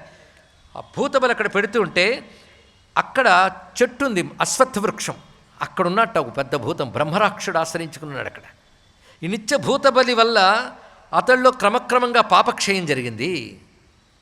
దానితో అతనికి ఉపకార బుద్ధి కలిగింది. ఇక్కడ కలిగి, నీ వల్ల నాకు క్రమంగా పాపం పోయి తరించే అవకాశం లభిస్తోంది కనుక మహానుభావ, నీకు ఇవాళ నేను కనబడుతున్నాను, నీకేదైనా ఒక ఉపకారం చేస్తాను, నాకు చెప్పు, నీకేది కావాలంటే అది చేస్తానన్నాడు. ఉపకారం చేయకపోతే అదొక దోషం. కృతజ్ఞత, ప్రత్యుపకారం చేయాలి. ఏం చేయమంటావని అడిగితే, బాగారు నాకేం కోరిక లేదు, మా ఆవిడకుందేమో అడుగుతానన్నాడు ఆయన. సపత్యాభిమతేనాహ విప్రస్తం దర్శయస్వభో. భార్యను అడిగట్ట, నాకేం కోరిక లేదు, నీకేదో ఉంటే చెప్పు, అడుగుతానని. కోరిక లేకపోవడం ఏంటండి? మన ఇద్దరికి గొప్ప కోరిక ఉంది తెలుసా అని. ఏమిటంటే దత్తాత్రేయ స్వామి వారిని చూడాలి, మన దైవం ఆయన, మన స్వామిని మనం చూడాలనుకుంటున్నాం. అది కోరిక కాదా అంటే, అది కోరిక ఎలా అవుతుంది? నిజమే, అది కోరిక కాదు, కానీ అంతకంటే గొప్ప కోరిక లేదు. అది జన్మకి లక్ష్యం. అదే అడుగు ఆయన్ని. తీర్చగలడంటావా? అది మనకు అనవసరం, అడిగాడుగా, అడుగు అనగానే వచ్చి, నాకు దత్తాత్రేయ స్వామి వారిని చూడాలనుందండి. భలే కోరుకున్నావు బాబు, ఆయన చూపించడు ఎవడి వల్ల అవుతుంది? పైగా ఒక చోట ఒక రూపంతో ఉంటాడా? అయితే నేను మాట ఇచ్చాను గనక, ఆయనని నాకు సూక్ష్మ దృష్టి ఉంది గనకనే ఏ రూపంలో ఉన్నా దత్తాత్రేయుడిని పోల్చగలిగే శక్తి నాకున్నది, అదొక్కటే. కానీ ఆ మహాత్ముడి దగ్గరికి వెళ్ళే శక్తి మాలాంటి వాళ్ళకి లేదు. ఎక్కడైనా కనబడితే మాత్రము నీకు వెంటనే పిలుస్తా, నువ్వు చూడు, పోల్చి గట్టిగా పట్టుకో, లేదా అవకాశం నువ్వు చేజార్చుకున్నవాడివే అన్నాడు. సరే అన్నాడు ఈయన. ఎప్పుడు కనబడితే అప్పుడు నేను పిలుస్తానని చెప్పాడు. ఒకరోజు ఏహి విప్ర అని పిలిచాడు. రావయ్యా నాయన బ్రాహ్మడా, అక్కడ కనబడుతున్నాడు దత్తాత్రేయ రా అని తీసుకెళ్ళాడు. ఎక్కడంటే మద్యమాం సాపణే కశ్చిత్ నమ్ర ఉన్మత్త వేష దృక్. అది మద్యము మాంసం అమ్మే దుకాణం. అక్కడ వంగని అవన్నీ ముక్కలు చూసుకుంటున్నట్టు ఆయన. అదిగో ఆయనే దత్తాత్రేయుడని చెప్పట్టిన. ఈయనకి వెంటనే జుగుప్సతో యావగింపు భావం కలిగి, దత్తాత్రేయుడు నా స్వామి ఎలా ఉంటాడు? మహా తేజోమూర్తి ఆయన, 3 వదనాలతో ప్రకాశిస్తాడు, ఇతడు ఎలా దత్తాత్రేయుడు అవుతాడు? అబ్బే అనుకుని అసలు అటు వైపు వెళ్ళలేదుట. కొంతసేపటిగా అంతర్ధానం అయిపోయాడు అక్కడ. వెంటనే బ్రహ్మరాక్షుడి దగ్గరికి వెళ్ళి, దత్తాత్రేయుడు అన్నావు, నాకు కనబడలేదన్నాడు. అయ్యో, బంగారు అవకాశం చేజార్చుకున్నావయ్యా, తెలుసుకోలేకపోయావు నువ్వు. మరి నీకు ఎలాగా? మరొక్క అవకాశం మళ్ళీ కనబడినప్పుడు పిలుస్తాలే. నేను ఎక్కువ నా అక్క మాత్రం కనబడతాడా? చూద్దాం మరోసారి కనబడినప్పుడని. వెంటనే కింకృతం మందభాగ్యేనా, దురదృష్టవంతుడివి, చేజార్చుకున్న అవకాశాన్ని అన్నాడు బ్రహ్మరాక్షుడు. పురైవ శిక్షితోసిత్వం. మళ్ళీ చెప్తున్నాను, ఆయన కనబడినప్పుడు మాత్రం ఇలాంటి భ్రాంతులు పెట్టుకోకు. నేను చెప్పాను కదా దత్తుడని పట్టుకో. నేను చెప్పినా నీకు ఎందుకు నమ్మకం కలగట్లేదు? ఎన్నిమాలు చెప్పినా వినవేమి? సరే మరొక్కసారి చూద్దాంలే అన్నాడు. మరొకసారి మళ్ళీ ఇదిగో కనబడుతున్నాడు రా అని మళ్ళీ పిలిచాడు. ఏహి శీఘ్రం మహాదేవ సన్నిధవు. అక్కడ శివాలయం దగ్గర శ్మశానం ఉందే, అక్కడ ఉన్నాడు రా. పోనీ ఆలయంలో ఉన్నాడంటే బెటరు, శ్మశానంలో వల్లకట్లో అక్కడున్నాడు. ఎలా అంటే శ్మశానే ధూళిధూసర. ఆ వల్లకట్లో ఒళ్ళంతా చితాభస్మం పూసుకున్నాడు. పైగా స్వభిపరివృత కశ్చిత్, కుక్కల మధ్యలో కూర్చున్నాడు. చేతిలో పుర్రు పట్టుకున్నాడు, ఎర్రని కళ్ళతో ఉన్నాడు. పైగా ఆభరణాలు ఉన్నాయి ఆయనకి. ఏంటో తెలుసా? ఎముకలతో చేసిన దండలు వేలాడుతున్నాయి, పుర్రెల దండలు ఉన్నాయి, చెవులకు కూడా చిన్న చిన్న ఎముక దండలు ఉన్నాయట. ఇది ఎలా చేసుకున్నాడో అంత సొగసుగా ఇలా పట్టుకుని కూర్చునున్నాడు ఆయన అని చెప్పగానే ఈసారి యావగించుకోకుండా వెళ్ళి ఆయన దగ్గరికి వెళ్ళాడు. వెళ్ళి నమస్కారం, ఎవడికి రా నమస్కారం, పో అని ఎముక తీసుకుని కొట్టేటాను గట్టిగా. వెంటనే భయపడి దత్తుడిని కొడతాడా, ఇదేదో మళ్ళీ బ్రహ్మరాక్షుని మోసం చేస్తున్నాడు, ఎంతైనా రాక్షస బుద్ధిని వచ్చేటట్టు వచ్చి ఇలా అయింది అంటే, అరే మళ్ళీ దురదృష్టవంతుడివి, ఇంకొక్క అవకాశం, నాకు అంతకు మించిన శక్తి లేదు, ఇదేనా కాపాడుకోగలిగేవా నీ ఇష్టము అన్నాడు. మరొక రోజు ఈ విధంగానే మళ్ళీ కనబడుతున్నాడు. రా అనగానే వాళ్ళ ఆవిడ ఎందుకు, ఈసారి నేను నీతో వస్తాను పదా అని. ఇక్కడ ఒక్కొక్కప్పుడు సపోర్ట్ చాలా అవసరం అండి. అందుకు ఆవిడతో పాటు బయలుదేరాడు. పత్యాపి శిక్షితో గచ్చత్, ఆవిడ మహాభక్తురాలు దత్తస్వామి వారికి. ఆవిడ వచ్చింది. ఆ సమయంలో ఎక్కడున్నాడు అంటే వెళుతున్నప్పుడు అనుకున్నాడు, యద్యప్యమంగళం రూపం యదివా తాడయిష్యతి. మొదలు జరిగినప్పుడు అమంగళంగా ఉన్నాడు వచ్చేసాను, రెండోసారి కొట్టాడు వచ్చేసాను, ఇప్పుడు అమంగళంగా కనబడ్డా నన్ను కొట్టిన ఆయన పాదాలను విడిచిపెట్టను అని గట్టి పట్టుదలతో వస్తున్నాడు. పట్టుదల నిలపడానికి ఆవిడుంది, అంటే పదాం పదా అనకుండా ముందుకు పదండి అని ఆవిడ ఉండాలి పక్కన. ఇతి గచ్చన్ బహిర్గ్రామాత్, ఆ బయటికి వెళ్ళాడు. వెళ్ళేటప్పటికల్లా అక్కడ కుక్కలు మొదలైన వాటి మాంసాలను వండుకు తినే వాళ్ళ యొక్క వాడ ఒకటి కనబడింది. శపచానాం సపక్కని, ఆ వాడలోకి వెళ్ళాడు. అక్కడ ఆయన ఏం చేస్తున్నాడంటే వాళ్ళతో పాటు కూర్చునే గాడిద మాంసం లాగి తింటున్నట్టు. ఆయన ఇక్కడ ఆయన చుట్టూ కూర్చున్నటువంటి పరివారం ఏమిటంటే స్వవాయస శృగాలేభ్య, కుక్కలు నక్కలు కాకులు ఇత్యాదులన్నీ ఆయన చుట్టూ ఉన్నాయి. అంత మలినంగా కూర్చున్నాడు. ఆయన దగ్గరికి వెళ్ళి కాళ్ళు పట్టుకున్నాడు. ఈయన పట్టుకోగానే కాళ్ళు విదిలించాడండి. విదిలించడమే కాదు, చేతి కింద కర్రతో కొడుతున్నాడు. అయినా కదలలేదు. నీ కాళ్ళు విడిచిపెట్టనయ్యా స్వామి, పాతయవా పాతాళే స్థాపయవా సకలలోక సామ్రాజ్యే మాతస్తవ చరణయుగం నాహం ముంచామి నైవ ముంచామి. ఓ తల్లి, నువ్వు పాతాళంలో పాతేసిన, సామ్రాజ్యంలో స్థాపించిన, నీ పాదాలు విడువునమ్మా అంటాడు భక్తుడు. అందుకని 10 రోజులు చదివాను, నాకేమీ వరం దొరకలేదు, వాడెవడో డబ్బిస్తాట, వాడి ప్రభువు నన్ను తరింపజేస్తాట, మతం మారిపోతాననే పాపాత్ములకి కథలే అర్థం కావాలి. వాళ్ళకేమర్థమవుతాయి? కొట్టినా తిట్టినా నా దైవమే అని పట్టుకోగలిగితే అసలు దైవాలను ఆరాధించే హిందూ ధర్మం గొప్పతనం మనకు అర్థమవుతుంది ఇక్కడ. అందుకని ఏదో జబ్బు వచ్చింది పోగొట్టే మేము దొంగ మాటలండి, ఇదా కావలసినది? భ్రాంతి మతాలు చుట్టుముడుతున్నాయి మనకి. సనాతన ధర్మం గొప్పతనం చూడండి. ఇక్కడ కొడుతున్నాడు, తంతున్నాడు, అయినా కదలలేదు. ఈయన నిశ్చయించుకొచ్చాడు కదా. ఆఖరికి చూసి, ఓరి మూర్ఖుడా, ఏమిట్రా నన్ను పట్టుకున్నావు, తెగ సతాయిస్తున్నావు నన్ను, ఉండి నీ పని చెప్తాను. కత్తి తీసుకుని, అక్కడ మాంసం దుకాణాలు అన్నీ ఉన్నాయి కదా, ఆ కత్తి తీసుకుని వధిష్యేత్తు అవహమ్మూఢ, నేను చంపేస్తానన్నాడు. అయినా నీ పాదాలు విడిచిపెట్టనయ్యా అన్నాడు. తథాపి నముమోచాముం సద్విజ స్వార్థ సాధక, ప్రయోజనాన్ని సాధించాలనే పట్టుదల ఉన్నవాడికి పరీక్ష తప్పదండి. అంత గట్టిగా పట్టుకున్నాడు. అప్పుడు అన్నాడు కత్తి కిందన పడేసి, ఒరే నన్నెందుకురా ఇలా సాతాయిస్తావు, నా వల్ల ఏం ప్రయోజనం నెరవేరుతుంది చెప్పు. కుత్సితేనా, చూడ్డానికి ఎలా ఉన్నాను, కుత్సితుడిలా కనబడుతున్నాను నేను, అంటే జుగుప్సాకరమైన వేషం, జుగుప్సాకరమైన పనులు నా దగ్గర ఉన్నాయి, ఇలాంటి నా వల్ల నీకేం ప్రయోజనం జరుగుతుంది చెప్పు అని అనగానే కళ్ళ నీళ్లతో కాళ్ళు కడుగుతున్నట్టండి మహానుభావుడు. ఆ భక్తిని చూసి హఠాత్తుగా తన స్వరూపం చూపిస్తున్నాడు. అక్కడ మాంసాలు లేవు, చచ్చిపడిన జంతువులు లేవు, కుక్కలు లేవు, యోగులు ఉన్నారు, దేవతలు ఉన్నారు. వాళ్ళ సమక్షంలో ఔదంబర వృక్షం యొక్క నీడలో ఒక వితర్ధికపై స్వామి దత్తాత్రేయ స్వామి దర్శనమిచ్చారు. యావద్విలోక్యతే తావత్ నమాంసం నచపక్కణం శుచిం శాంతం తమాసీనం మునిం నియతమానసం. అత్యంత శుద్ధస్వరూపంతో శాంత స్వభావంతో మహానుభావుడైన దత్తస్వామి దర్శనమివ్వగానే ఒక్కసారి ఆనందాసులు రాలుతూ గొంతు బొంగురుపోయి, ధన్యోహం జగతీతలే, ఈ భూమి యందు నేను ధన్యుణ్ణయ్యాను, నన్ను కన్నందుకు మా అమ్మా నాన్న ధన్యురయ్యారు. ఎందుకంటే దత్తస్వామిని చూడగలిగిన వాడు వాళ్ళ వంశంలో పుట్టినందుకు వంశమంతా ధరించిపోతుంది ఇక్కడ అని పరవశించిపోయి, యోగి వంద్య పాదపద్మాలను నేను పట్టుకోగలిగాను, త్రిమూర్త్యాత్మకమైన పరబ్రహ్మమును నేను దర్శించగలిగాను అని పరవశించి పాదాలు పట్టుకుంటే ప్రేమగా తలనిమిరి, ఏం నాయనా అన్నాడు. ఇక్కడ ఏం కోరుకుంటున్నా నా నుంచి అంటే, ఏం కోరుకుంటాడండి, ఏం కోరుకోవాలో హఠాత్తుగా తోచక వెంటనే అడిగెట్ట, ఇవాళ మా నాన్నగారి తద్దినం భోక్తగా వస్తావా అన్నాడు. ఇక్కడ అంటే ఈ నిష్కామత్వాన్ని తెలియజేసేదండి. ఏమి కావాలో లేదు, భోక్తగా రా అన్నాడు. అదే మోక్షం ఇవ్వు, ఇవి ఇవ్వు, ఏమీ లేదు, మా ఇంటికి భోక్తగా రా, మా నాన్నగారు తద్దినం ఇవ్వాలా అనగానే నిన్ను నిమంత్రణ చేసుకుంటున్నాను. శ్రాద్ధ కర్మలో ఎలా నిమంత్రణ చేసుకోవాలో భోక్తని శాస్త్రం చెప్తోంది. ఈ రోజులు ఇంకోటి చెప్పుకోవాలి, వచ్చేటప్పుడు టిఫిన్ చేయకుండా రండే చెప్పాలి. వాడు అలాగే అంటాడు. హోటల్లో టిఫిన్ చేసి వచ్చే భక్తులు కూడా ఉన్నారు, బాధాకరమైన అవసరం అండి. అలాంటి వాళ్ళకి పెడితే పితృదేవత నరకాల్లో పడతారు. అలాగని మంచివాళ్ళు లేరని కాదు, కానీ ఈ సంఖ్య కూడా ప్రబడుతున్న కాలంలో ఉన్నాం. ఎందుకంటే చేసేవాడికి తెలియదు, చేయించేవాడికి తెలియదు. దురదృష్టం. సరే, ఏం చేస్తాం? నిమంత్రయామి దేవేశ ప్రసాద క్రీతావిధి. దాన్ని బట్టి సరే వస్తున్నాను, స్నానాదులు చేసుకొని వస్తానన్నాడు. చూడండి, స్నానం చేసుకుని మళ్ళీ వస్తాడు పద్ధతిగా. అలాగే చెప్పిన ప్రకారంగా భోక్త ఏ సమయానికి వెళ్ళాలి ఆ సమయానికి వచ్చారు. సాక్షాత్ దత్తస్వామి భోక్తగా వచ్చారండి. ఇక్కడ ఆనందపరుసులైపోయారు. పైగా ఆ కోడలు వండి పెడుతోంది సుశీల. ఆవిడ వంట సిద్ధం చేసింది. ఆయన వచ్చారు అప్పుడే.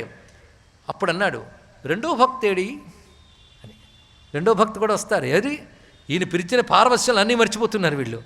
రెండో భక్త ఒక్కసారి ఆ సుశీల వెళ్ళి ఆకాశంలో సూర్య పరమాత్మని నమస్కారం చేస్తుంది. నమస్సవిత్రే జగదేక బంధవే సర్వాత్మనే సర్వధియాంచ సాక్షిణే అచేతనం సుప్తమిదం సచేతనం కరోషి విశ్వం స్వకరైరవి ప్రభో అని స్తుతి చేయగానే అమ్మా ఏం కావాలన్నట్టండి. చూడండి, అంటే ధర్మబద్ధంగా ఉన్నవాళ్ళు పిలిస్తే పలికి, చెప్తే చేస్తారు దేవతలు. తెలుసుకోండి, వాళ్ళు ధర్మానికి కట్టుబడతారు, ప్రార్థనకి కాదు, స్తోత్రానికి కాదు. ధర్మానికి సంతోషించి దేవత వశ్యుడు అవుతాడు. ఇక్కడ ఈమె పాతివ్రత్య ధర్మం అంత గొప్పది. ఆ పాతివ్రత్య ధర్మం చేత అమ్మా ఏం కావాలి నీకు అంటే, స్వామి దత్తాత్రేయ స్వామి వారు భక్తగా వచ్చున్నారు, రెండో భక్తగా మీరు రావాలన్నది. దత్తునితోన ఆహా అని పరవశించి సూర్యమండలం నుంచి దిగి వచ్చారండి ఆ సవితృదేవుడు. ఆయన రాగానే భోక్తృస్థానంలో విశ్వేదేవస్థానంలో ఒకరు, పితృదేవతా స్థానంలో ఒకరు వచ్చారు.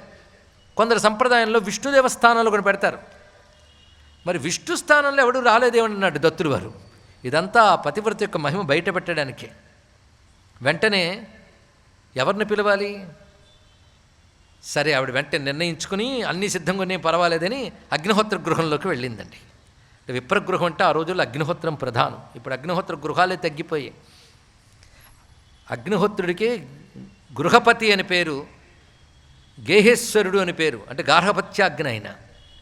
ఆయన వద్దకు వెళ్ళి అగ్నిహోత్రుని ప్రార్థన చేసింది. నమో గృహపతే తుభ్యం కర్మాధ్యక్ష నమోస్తుతే. ఆ స్తోత్రానికి సంతోషించి అమ్మా అని కొండల నుంచి పలికెట్టండి ఆ మహానుభావుడు అగ్నిహోత్రుడు. కానీ దేవతలు ఎప్పుడు కూడా జడులు కారు. నో దేవతాసు జడిమా, జడిమా మనుష్య అన్నారు విద్యారణ్యులు వారు. మర్చిపోరాదు. ఇక్కడ నీకు పలకగలిగి పిలవగలిగేటువంటి ధర్మచైతన్యం ఉంటే దేవత స్పందించి తీరుతుంది. దేవతా ప్రార్థన ఎప్పుడూ వ్యర్థం కాదు, తెలుసుకోండి. ఇక్కడ నువ్వు చేసిన మేరకు ఆయన అనుగ్రహం లభిస్తుంది. వెంటనే అగ్నిహోత్రుడు సరిగ్గా వచ్చాడు. ఒకవైపు సూర్యదేవుడు, మరొక అగ్నిదేవుడు. పరమాత్మయే వస్తే ఇంకా వాళ్ళు రావడం ఉంది. సూర్యమగ్నింతదా విప్రో దైవే పిత్రియే మునీశ్వరం పైత్రియం కర్మ యథా న్యాయం శ్రాద్ధం ప్రావర్తయత్తదా. ఆ విధంగా శ్రాద్ధకర్మ ముగిసింది. శ్రాద్ధకర్మానంతరం ఆశీర్వదిస్తున్నారండి వారు. అప్పుడు పరవశించి ఆ విష్ణుదత్తుడు దత్తాత్రేయ స్వామిని ఉద్దేశించి అష్టోత్తర శతనామ స్తోత్రం చేస్తాడు. ఇది మరొక అష్టోత్తర శతనామం. మొదట్లో మనం వేదధర్ముడి చేసి చెప్పుకున్నాం, మహిమాన్వితమైనది. ఇక్కడ మరొకటి అద్భుతమైనది. దత్తాత్రేయం హరిం కృష్ణం ఉన్మాదం ప్రణతోస్మ్యహం ఆనందదాయకం దేవం మునిం బాలం దిగంబరం పిశాచరూపిణం విష్ణుం వందేహం జ్ఞానసాగరం యోగినం భోగినం నగ్నం అనసూయాత్మజం కవిం వరదం దేవదేవేశం పరాశక్తి సదాశ్లిష్టం రాజరాజ్యప్రదం శివం శుభదం సుందరగ్రీవం సుశీలం శాంత విగ్రహం గుహ్యం గభీరం గగనం గుణజ్ఞం గహ్వరప్రియం శ్రీదం శ్రీశం శ్రీనివాసం శ్రీవత్సాంకం పరాయణం అంటూ అత్యద్భుతమైన స్తోత్రం చేశారు. ఇందులో ప్రతి నామం ఒక మంత్రం అండి. ఇందులోంచి ఒక మంత్రం పెద్దలు తీసి మనకిచ్చారు. అది నిత్యం జపించుకోవచ్చు అని. అది ఒక్కసారి చెప్పించే ప్రయత్నం చేస్తాను. దత్తాత్రేయ హరే కృష్ణ ఉన్మత్తానందదాయక దిగంబర మునే బాల పిశాచ జ్ఞానసాగర. ఇది మహామంత్రం. ఒక్కసారి అనడానికి సిద్ధమే కదా అందరూ? దత్తాత్రేయ హరే కృష్ణ ఉన్మత్తానందదాయక దిగంబర మునే బాల పిశాచ జ్ఞానసాగర శ్రీదత్త శరణం మమ. ఈ భవ్యమైన స్తోత్రానికి దత్తుడు సంతోషించి, నీ పట్ల ప్రసన్నున్నయ్యాను. నువ్వు చేసిన అష్టోత్తర శతంలో ప్రతి నామం ఒక్కొక్క మంత్రం, దీనిని నా భక్తుడు పారాయణ చేసినట్లయితే వాడిని నేను అనుగ్రహిస్తాను అని స్వామివారు అభయం ఇవ్వడమే కాకుండా, నీ భార్య మహాపతివ్రత, నువ్వు మహాభక్తుడివి, మీ ఉభయుల యొక్క ధర్మము భక్తి ఈ రెండిటి చేత నేను ప్రసన్నున్నయ్యాను అని చెప్తూ, నా అనుగ్రహం లభించింది అంటే వాడిది చరమ జన్మ, ఇది గుర్తుపెట్టుకున్నాడు. దత్తాత్రేయుడు అనుగ్రహం లభించిందంటే వాడి చివరి జన్మటండి ఇక్కడ. అందుకే అంత తేలిగ్గా దత్తుడిపై ప్రీతి కలగడం సాధ్యం కాదు. చరమం జన్మ చేదం వా ప్రసాదో యత్రమే భవేత్ ద్విజవర్య గృహాణే మాం. నీకు నేనిప్పుడు మంత్రోపనిషదం శుభాం, కొన్ని మంత్ర రాశిని నీకు ఇస్తున్నాను, ఇది నువ్వు ఉపదేశంగా పొందు. నువ్వు ఇకపై దుఃఖం అనేది లేకుండా సుఖంగా ఉంటావు. దివ్యమైన ప్రభావం నీలో ప్రవేశింపజేస్తున్నాను. నీ ప్రభావం చేత అందరూ బాగుపడతారు. ఈ మంత్ర గ్రామము, ఈ మంత్ర సమూహం నేను నీకు అనుగ్రహిస్తున్నాను. పైగా నీ పితృదేవతలు సనాతన బ్రహ్మలోకాన్ని పొందారు, వారు మరి తిరిగి లోకాల్లోకి రారు. అంటే దత్తును భక్తగా పెట్టుకుంటే మరేమొస్తుందండి ఇక్కడ. ఈ విధంగా చెప్పి మంత్రాలని ఉపదేశించి వాటిని లోపల ప్రవేశింపజేశాడు. మంత్రశక్తిని దత్తస్వామి అంతర్ధానమయ్యాడు. తర్వాత సూర్యుడు చెప్తున్నాడు, మీ ఉభయులకి దివ్యగమన శక్తిని నేను ఇస్తున్నాను, సిద్ధగమన శక్తి. ఎక్కడికైనా ఏ లోకానికైనా సంచరించగలిగే శక్తిని మీకు ప్రసాదిస్తున్నాను అనగానే అగ్నిదేవుడు ఉంటున్నాడు, అమ్మా నువ్వెప్పుడు పిలిస్తే అప్పుడు వస్తాను, మీకేది కావాలో అది ఇస్తానన్నాడు. ఇక్కడ ఆ ముగ్గురు యొక్క అనుగ్రహం పరిపూర్ణంగా పొందినవాడే బహుకాలం చక్కగా ఉన్నారు. పైగా వారు ముగ్గురు వెళ్ళిన తర్వాత రక్షోప్చుష్ఠిత్వ భుగ్దివ్యం, ఇంతవరకు భూతబలిని తిన్న ఆ బ్రహ్మరాక్షకుడు దూరంగా చూస్తున్నాడు. దత్తాత్రేయ స్వామి వారు చెప్పాడు, అతడికి కూడా నేను బ్రహ్మలోకానికి పంపించి ముక్తినిస్తున్నానని చెప్పాడు. అటువంటి స్థితి. ఇలా వచ్చిన ఇటువంటి వాడు తనకి ఇంత శక్తులు వచ్చినప్పటికీ విప్రుడు బయట పెట్టకుండా, అహంకరించకుండా, అబ్బో నాకు ఇన్ని కలిగేయి కదా అని తృప్తి పడిపోకుండా తన ధర్మపాలన దత్తభక్తి వీటిని విడవకుండా ఉన్నాడు. బహుకాలం జీవించాడు. ఆ సమయంలో ఎక్కడో ఒక వ్యక్తి బహురోగాలతో బాధపడుతున్నవాడు ఉన్నాడు. ఈయన ప్రకటించకపోయినా ఈయన మహిమ వల్ల ఒక మాట చెప్తే చాలండి అవతలి వారికి బాగుపడేది. దరిద్రం ఉన్న వాళ్ళకి సంపదలు వచ్చే విష్ణుదత్తుని మాటకి, రోగాలు ఉన్న వారి రోగాలు పోయేవి. ఇలా కీర్తి వ్యాపించింది. అది పట్టుకుని ఆయన మళ్ళీ ఆడంబరాలకు పోకుండా, ధనార్జన లేకుండా ప్రజాక్షేమం కోసమే ఉండేవాడు. అక్కడికి కొంత దూరంలో ఈయన కీర్తి వ్యాపించి అనేక రోగములతో ఉన్నటువంటి వాడు ఉన్నాడు. 20 ఏళ్ల వాడు. వాడికి భార్య కూడా చిన్న వయసులో ఉన్నది. ఇన్ని రోగాలతో భర్త బాధపడుతూ ఉంటే ఈయన్ని స్మరించి రమ్మని పిలిస్తే వచ్చాడు ఆయన. ఏకకాలంలో అనేక రోగాలు ఉన్నాయి. అప్పుడు ఆయన కర్మ విపాక శాస్త్రం అని ఒక శాస్త్రం తీశారు. ఆయన అదొక శాస్త్రం ఉంది. ఇవాళ మనం ఒక రోగం బాధ అనుభవిస్తున్నామంటే దాన్ని ఏ కర్మలు చేస్తే అలాంటి వస్తాయి ఉంటుంది, దాని పరిహారాలు ఉంటాయి, ఏ వ్రతాలు చేస్తే పోతాయో చెప్పారు. ఇదొక శాస్త్రం ఉంది. ఆ శాస్త్రం కర్మ విపాక శాస్త్రం చేసి ఎన్ని రకాల పాపాల వల్ల ఇన్ని రకాల జబ్బులు ఒక్కడికి వచ్చాయి. ఒక్కొక్క దానికి ఒక్కొక్క వ్రత విధానం ఉన్నది. ఆ వ్రత విధానం ఆమెకు చెప్పి చేయించి వాటి వల్ల క్రమంగా అతను రోగ విముక్తుని చేశాడు. ఆ రోగ విముక్తుడైన తర్వాత అతడి హృదయం మీద చెయ్యి పెట్టి దత్తనామాన్ని చెవిలో చెప్పేటండి, దత్తమంత్రాన్ని. దానితో అతడు ఒక్కసారి పరవశించి శుద్ధుడై బ్రహ్మజ్ఞానాన్ని పొందడమే కాకుండా అంత్యకాలంలో ఇతనికి విష్ణు స్మరణ లభిస్తుంది, నిరంతర విష్ణుభక్తి ఉంటుంది. అంత్యకాలంలో విష్ణు స్మరణకు వస్తే వాడికి ముక్తి మరేమున్నది. అందుకే దివ్యమైన విష్ణుభక్తి ఇవ్వడమే కాకుండా అతడికి దివ్యమైనటువంటి ముక్తి లభిస్తుంది విష్ణుభక్తి వల్ల అని అనుగ్రహించాడు. ఇది అతడు మంత్రశాస్త్రం కర్మ విపాక శాస్త్రం తెలియడం వల్ల ఒకడిని బాగు చేసి వాడికి క్రమంగా ముక్తినివ్వగలిగాడా లేదా చెప్పు. ఇప్పుడు చెప్పు, శాస్త్రాల వ్యర్థమా? కనుక ఈ శాస్త్రములన్నీ కూడా క్రమంగా ముక్తినిస్తాయి. ఆ విషయం మళ్ళీ తీసుకొచ్చాడు. అన్ని చెప్పి వేదధర్ముడు అంటాడు, సాక్షాత్ దత్తాత్రేయులు వారు ఈ కథ చెప్పారు కదా, దీన్ని బట్టి నీకేం తెలుస్తున్నది నాయన? ఏ శాస్త్రము వ్యర్థము కాదు సింహ. ప్రతి శాస్త్రము క్రమంగానైనా శుద్ధి చేస్తుంది కనుక సర్వశాస్త్రముని గౌరవించాలి. భేషజం పాత్రగం కృత్వా పిబత్యేహ సుదుఃఖిత. గొప్ప మాట చెప్పాడు బృహస్పతి. చెప్తున్నాడు, తల్లి పిల్లాడికి అనారోగ్యం చేసినప్పుడు వైద్యుడు ఒక మందు ఇచ్చాడు, ఈ మందు తాగించండి అని. ఆ మందు పరమచేదు. పిల్లాడు తాగనంటున్నాడు. వెంటనే తల్లి ఏం చేసిందంటే ఒక చేత్తో లడ్డూ పట్టుకుంది, ఒక చేత్తో మందు పట్టుకుంది. నువ్వు కానీ ఈ మందు తాగితే ఈ లడ్డు ఇస్తాను అని లడ్డు చూపిస్తాను. వెంటనే వాడు లడ్డూ చూస్తూ మందు తాగేశాడు. వెంటనే లడ్డూ కూడా ఇచ్చింది ఆ తల్లి. ఇలాగా వాడు మందు అలవాటు అయ్యే వరకు కూడాను మందు ఇవ్వడం, లడ్డూ చూపించడం. కొంతకాలం వాడికి మందు అలవాటు అయ్యాక లడ్డూ తీసేసిందండి ఇక్కడ. అంటే లడ్డూ ఇవ్వడం వాడికి పరమార్థం కాదు, మందు ఇవ్వడమే పరమార్థం. కానీ లడ్డూ చూపించి మందు ఇచ్చింది. అలాగే శాస్త్రములు రకరకాల ఫలాలు చెప్తూ ఉంటాయి. ఆ ఫలాలు లడ్డూ చూపించడం లాంటిది, మందు పరమాత్మకి దగ్గరికి కావడానికి కావలసిన జ్ఞానం ఇవ్వడం లాంటిది. ఇది తెలుసుకో ఇక్కడ. ఆరోగ్యేణ సమం విద్ది కైవల్యం పరమం ఫలం. ఇక్కడ ఆరోగ్యం ప్రధానము, లడ్డూ ప్రధానం కాదు. కానీ ప్రధానం కాని లడ్డూ చూపించి ప్రధానమైన ఆరోగ్యం ఇచ్చినట్లుగా ప్రధానం కాని ఐహిక ఫలాలు చూపించి ప్రధానమైన మోక్ష ఫలం ఇవ్వడానికై పరమాత్మ శాస్త్రాలు ఏర్పాటు చేశాడు. అని క్రమక్రమంగా ఈ శాస్త్రములు బట్టి ఉండగా వాటి వల్ల లౌకిక ప్రయోజనాలు సిద్ధించి ధర్మబద్ధంగా శాస్త్రాన్ని వాడుకున్నందుకు శాస్త్రం భగవత్ స్వరూపం కనుక వాడు చిత్తశుద్ధి పొందుతాడు. వ్యాకరణ శాస్త్రం కావచ్చు, తర్కశాస్త్రం కావచ్చు, అలంకార శాస్త్రం కావచ్చు, ఇవి కూడా భగవత్ స్వరూపములే. ఈశాన సర్వవిద్యానాం, సర్వవిద్యలు ఆయనవే.